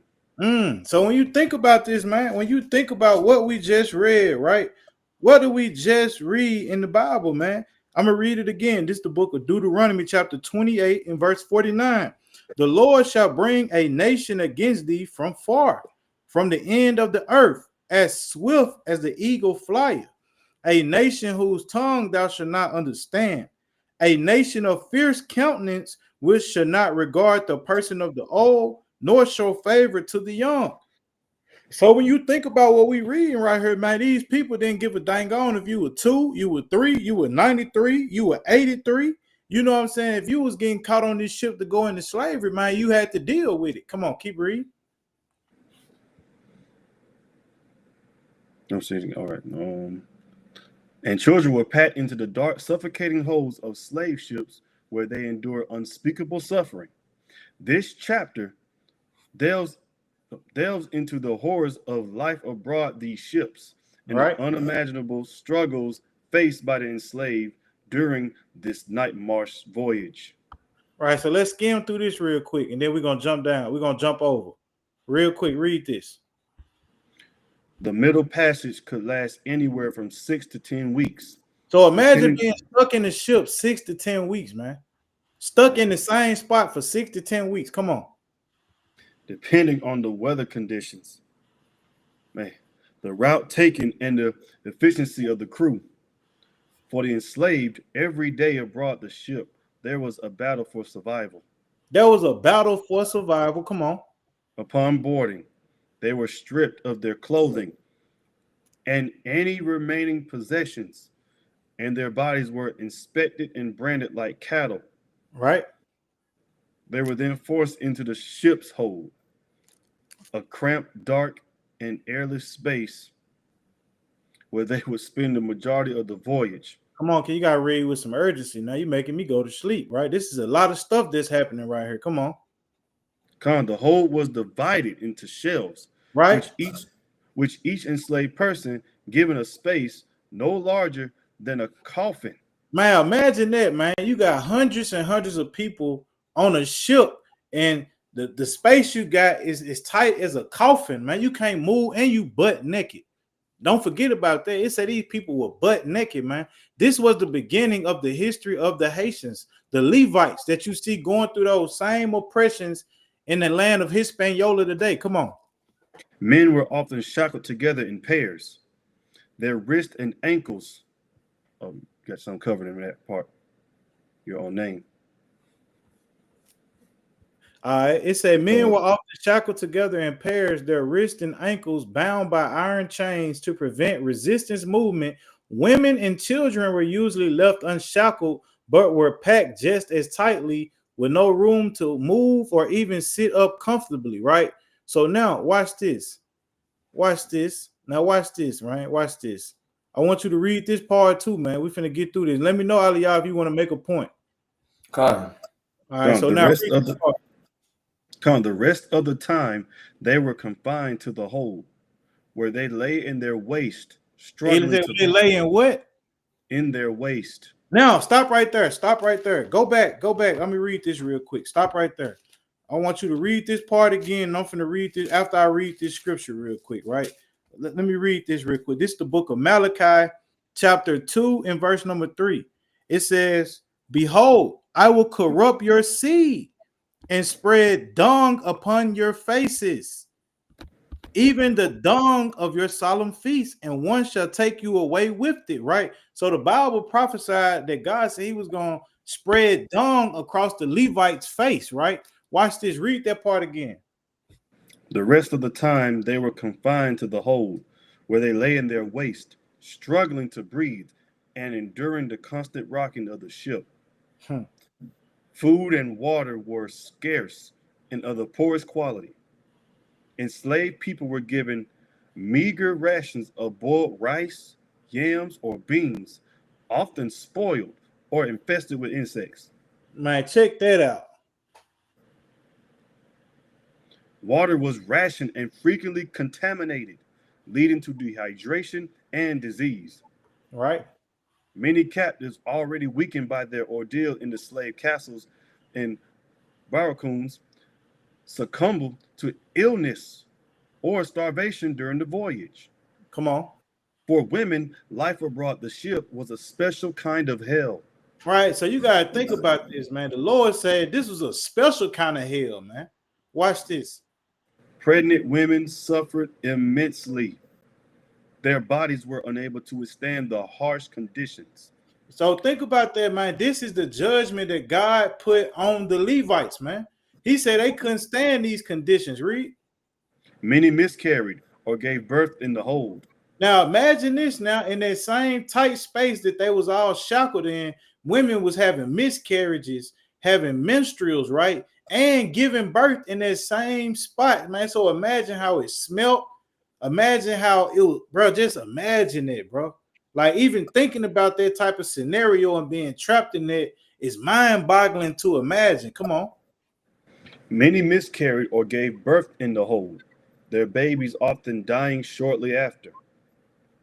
Women who were menstruating faced additional humiliation as they were given no means to manage their hygiene and were often ridiculed or punished for soiling their spaces. And think about that, man. You having a natural birth or menstrual period, and you getting beat for having a period because they say you soiling the space that you in, right? Watch this. Hey. Sexual violence was rampant, with crew members frequently raping women and girls. Those who resisted were beaten, tortured, or killed, and their bodies thrown overboard as a warning to others. Right.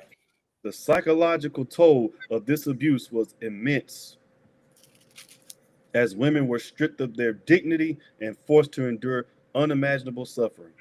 And they had to endure unimaginable suffering, man. This is what these people did to our people, right?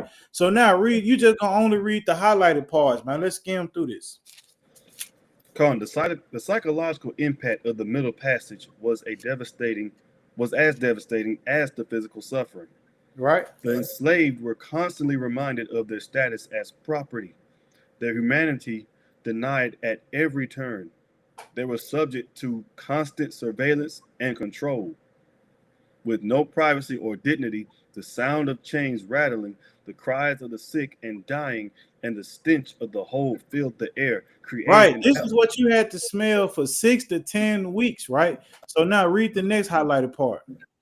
Many captives fell into a state of numbness. Right. This is why when you look at our people today, when we face imprisonment, when we face homelessness, right? When we face certain atrocities in America, we have been inherited that feeling of getting the state of numbness, right? We become numb to our environment. This is why when a lot of us grew up with roaches popping out the wall and creating a colony in the house, you know what I'm saying? It was rat infestation. Some of the project houses had mold in them, right? We became numb to it because we've been dealing with that for over 400 years, man. Come on.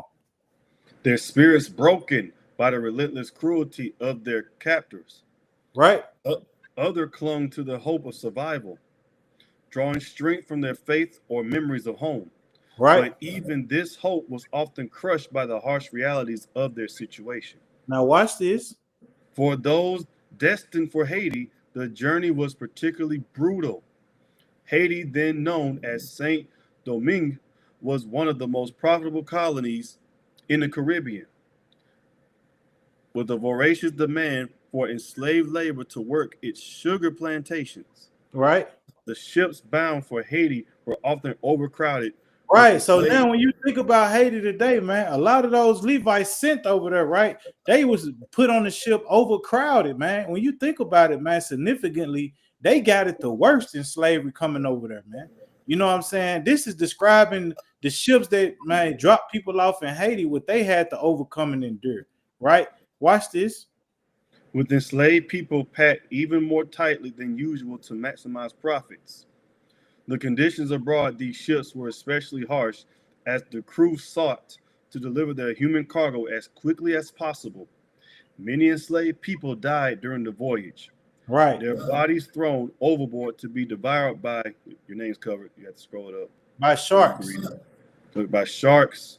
And those who survived face a life of unimaginable hardship on the plantations of Haiti, where they will be forced to work under brutal conditions until they died. Right. Now watch this. It says the Middle Passage was a calculated and deliberate part of the transatlantic slave trade designed. This was designed, bro. Pay attention. It says the Middle Passage was a calculated and deliberate part of the transatlantic slave trade designed to dehumanize and exploit, quote unquote, African people. It was a journey marked by unimaginable sufferings as men, women, and children were enforced to endure physical, psychological torture at every turn. The horrors of the Middle Passage are a stark reminder of inhumanity of the slave trade and the resilience of those who survived it.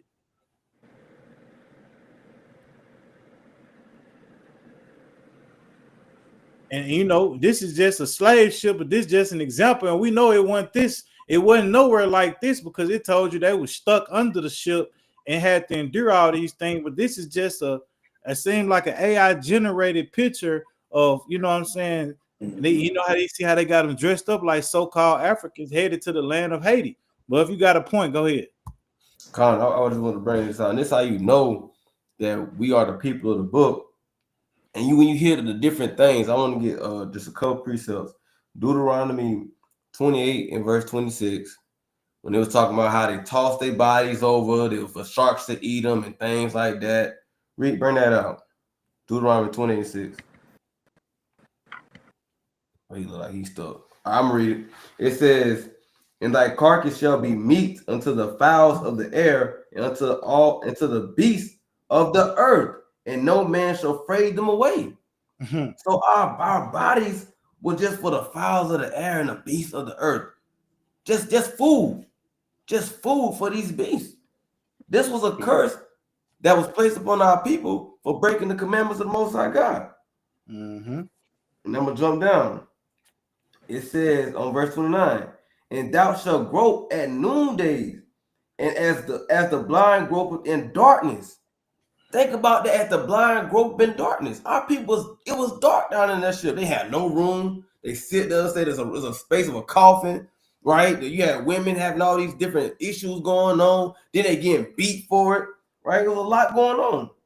It says, "And thou shalt not prosper in thy ways, and thou shalt be only oppressed and spoiled evermore, and no man shall save thee." They didn't have nobody that could save them on that ship. Nobody was worried about their life. Nobody worried about their children's life when they was pregnant. Nothing. They didn't care. But this was a curse and judgment that the Most High placed on his people for their disobedience. I'm going to jump down to this verse 30, and I'm going to end it with that. It says, "Thou shalt betroth a wife, and another man shall lie with her." You don't think some of these women that was on that ship was married and had a husband? And what you seen what the book just said? Any woman that tried to stop it, they was either tortured or unalive and tossed off the boat. But, I yield with that. Right. So we just got a couple of more readings in this, right? And I'm gonna read it for the sake of time. And you know, we'll probably have to touch back in on the history of Haiti. But as you can see, man, we dive into the history. We show prophecy, we show current events. And we always dive in where the root and the creation of these things occurred at. And it was through these curses, right? And we're going to pull them up through these books, right? So this last thing we're going to deal with here, right? It's called seasoning camps, right? And when you read this, brothers and sisters, we're not talking about seasoning no camps that you in Babylon the Great, right? With all these different names and type. We're not talking about that type of seasoning, right? You know what I'm saying? We are seasoning ourselves under Yahweh Ba'ashem Yahweh Shah. But Esau was seasoning camps in a different way, right? So it says seasoning camps, the forgotten cruelty of the transatlantic slave trade, right? So now I'm gonna jump down. I'm gonna just read through this. After surviving the horrors of the Middle Passage, enslaved Africans face yet another layer of suffering in the so-called seasoning camps. So after, man, you got to think about this, man. After surviving the Middle Passage, right, getting off the boat, you like, damn, I made it through that hell, man. It says you had to now get ready to suffer again in something called the seasoning camp, right? These camps particularly prevalent in places like Haiti. And just pay attention to what the Bible said that the Lord said he was going to do to the Haitians, right? were designed to season or break the newly arrived captives, preparing them for a life of slavery in the Americas. The term seasoning referred to the process of acclimatizing enslaved people to the harsh realities of plantation life, both physically and psychologically, right? It was a brutal system of control aimed at crushing resistance, erasing cultural identity, and transforming free individuals into submissive laborers. The seasoning camps were places of unimaginable suffering, where men, women, and children were subjected to relentless abuse, humiliation, and dehumanization. Dehumanization, right? So when you think about this, man, they set up a whole game plan and a camp for our brothers and sisters, man, to do what?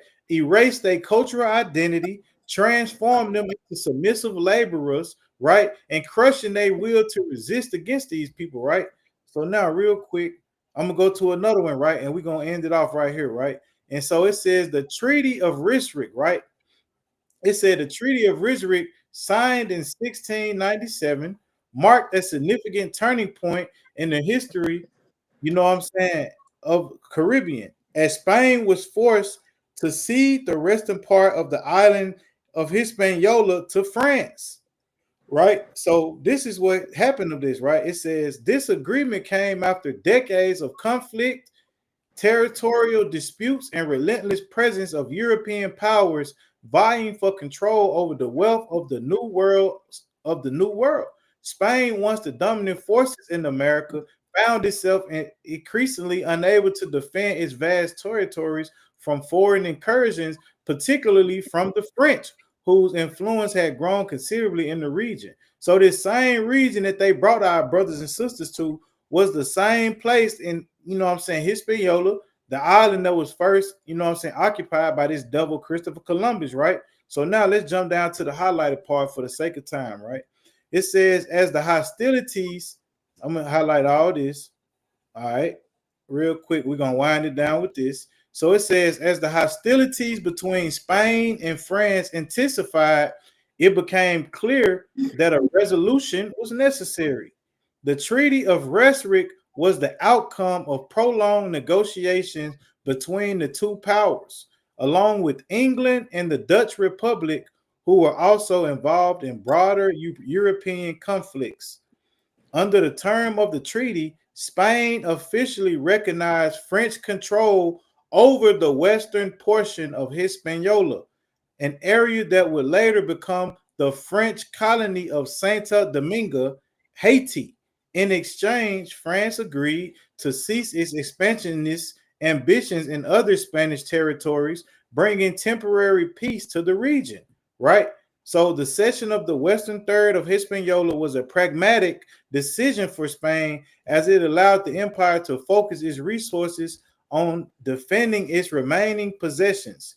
The agreement also legitimized French settlement on the island, which had already been established reality for decades. With official control over the western part of Hispaniola, France was able to develop the colony into one of the most prosperous in the Caribbean, primarily through sugar and coffee plantations. They relied heavily on enslaved labor. Meanwhile, Spain retained control over the eastern portion, a territory that would later become the Dominican Republic, right? So when you look at this, right, we're going to end it right here, right?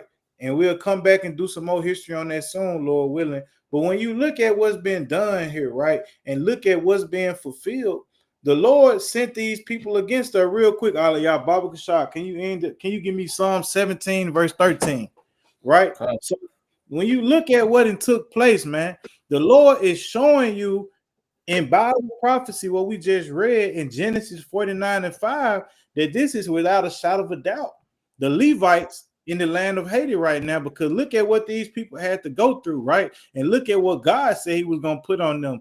And he said they will be amongst their brother Simeon.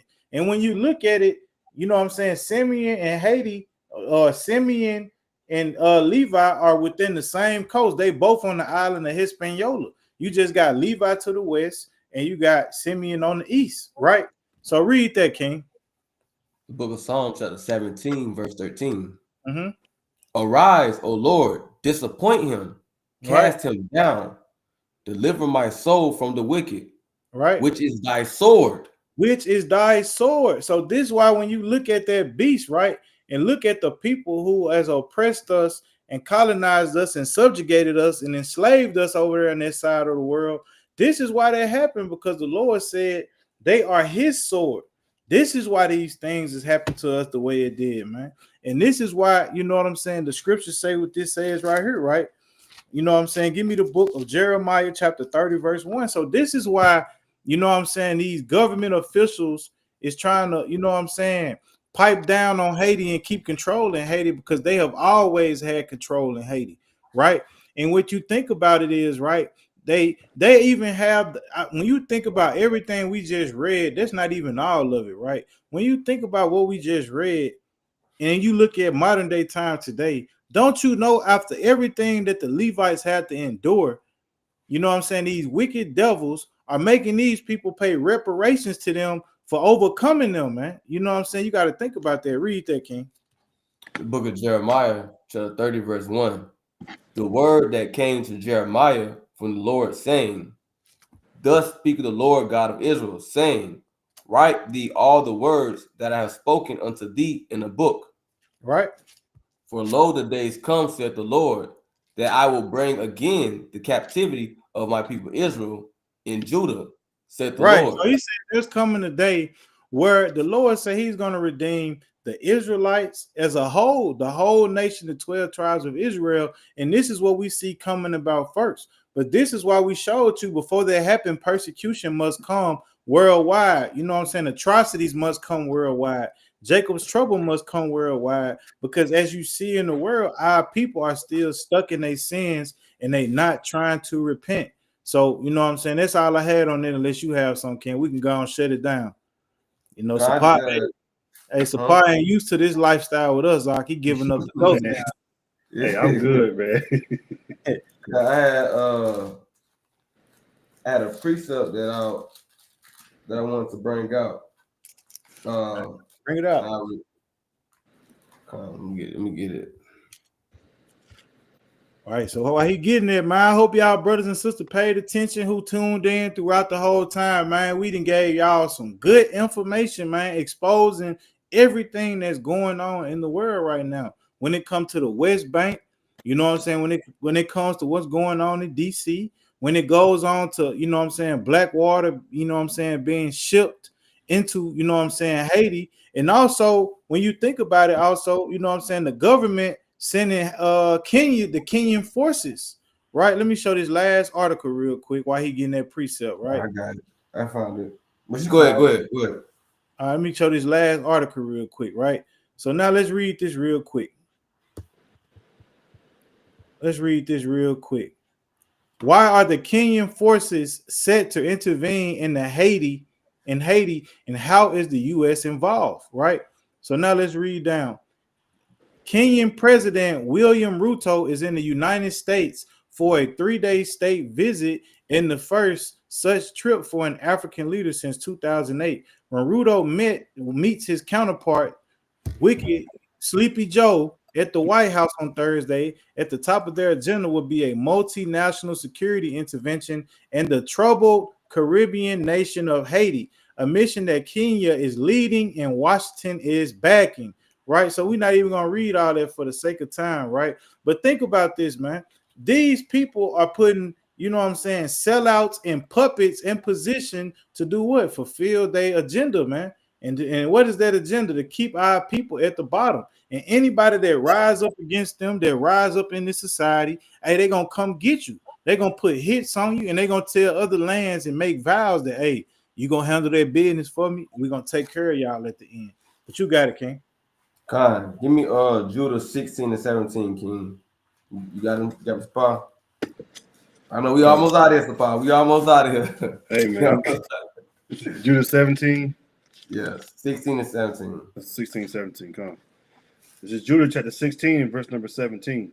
Hold on. So just want to say this, you know, like we doing, we bringing out the prophecy and we letting y'all know, hey, what's going on in the world. And also letting our people know that we got to repent in these last days. But also remember this: this is the judgment of the heathen for all the things they have done to our people. It's always judgment. Bring it out. This is Judah chapter 16 and verse 17. Woe to the nations that rise up against my kindred. The Lord Almighty will take vengeance of them in the day of judgment, and putting fire and worms in their flesh, and they shall feel them and weep forever. So there you yo, hey man, with that being said, man, and Lord gonna take vengeance on these heathen in the end of the day of the Lord. It says in judgment and putting fire and worms in their flesh. All praise the Most High for that. So destruction, fire, and worms is coming to these heathen for the wicked atrocity they have done to our people. And it says, and they shall feel them and weep forevermore. Amen. So be it. They gotta go. One time, I'll go mute, but I'll read. I'll read that. I'll read it. God. It says, "Woe to the nation." You gonna? All right, go ahead, read that again. I ain't realize I was me must read my lips. Yeah. I read your lips. Yeah, I did. You want me to read 16, 17. Oh, you go ahead. Yeah, I got it. Woe to the nations that rise up against thy kindred, against my kindred. The Lord Almighty will take vengeance of them in the day of judgment. Right? Go ahead, King. Yeah, this brother. I don't know what. They shall feel them and weep forever. This is mad. So, what you looking at right now? Read that. Go ahead. Woe to the nations that rise up against my kindred. So the Lord say, woe to these nations, man. We seeing the Palestinians getting destroyed left and right. You know what I'm saying? It's destruction coming to, you know what I'm saying, the Ukraine. It's destruction coming to all these heathen that had an involvement in our destruction, man. Go ahead. The Lord Almighty will take vengeance on them in the day of judgment. He said he gonna take vengeance on these same nations in the day of judgment, like the brother just brought out, man. Come on. And putting fire and worms in their flesh. And he gonna put fire and worms in their flesh, man. Come on. And they shall feel them and weep forever. Weep forever. Right. So real quick, watch this. Give me Isaiah chapter 60 real quick, right? And start at verse number 2. We got to bring this out, right? We're going to end like this, damn, man. You're going to end with the healers. Recompense is coming to the 12 tribes of Israel, man, whether you like it or not. Come on. This is Isaiah chapter. This is Isaiah chapter 60, verse number 2. Right. For behold, the darkness shall cover the earth. So darkness is going to cover this earth in the Lord's return, read. And gross darkness the people. And wickedness the people, right? And wicked people are going to be on the earth. Come on. But the Lord shall rise upon thee, and his glory shall be seen upon thee. Watch this. And the Gentiles shall come to thy light, and kings to the brightness of thy rising. Read. Lift up thine eyes round about, and see, all they gather themselves together. They come to thee. Thy sons shall come from far, and thy daughters shall be nursed at thy side. Watch this. Then thou shalt see and flow together, and thine heart shall fear and be enlarged, because the abundance of the sea shall be converted unto thee. The forces of the Gentiles shall come unto thee. So the same thing that all of y'all bringing out, when the Lord bring this destruction unto these nations, man, they're going to come unto us. Fear going to come unto us. They're going to bring us our brothers and our sisters that scattered throughout these islands of the sea and throughout these countries, right? Come on. The multitude of camels shall cover thee. The dromedaries of Midian and Ephah, all they from Sheba shall come. They shall bring gold and incense, and they shall show forth the praises of the Lord. So when these nations come up on us, man, when this time come, when this judgment come, they're going to bring us all the gold that they stole, all the resources, all the animals, right? Come on. And they shall show forth the praise to the Lord. All the flocks of Kedar shall be gathered together unto thee. Right. The rams of Nebaioth shall minister unto thee. They shall come up with acceptance on mine altar. Right. And I will glorify the house of my glory. Now watch this, man. Read this next version very slow. When this destruction comes upon these nations, watch what the $1 million question gonna be. Watch this. Who are these that fly as a cloud? Who are these people that fly as a cloud, man? Answer that question. Come on. And as the doves to their windows. And he said, what? And as the doves to their windows. So he wants to know, who are these people when this destruction come, gonna be flying in the air as a cloud and as doves to their windows, right?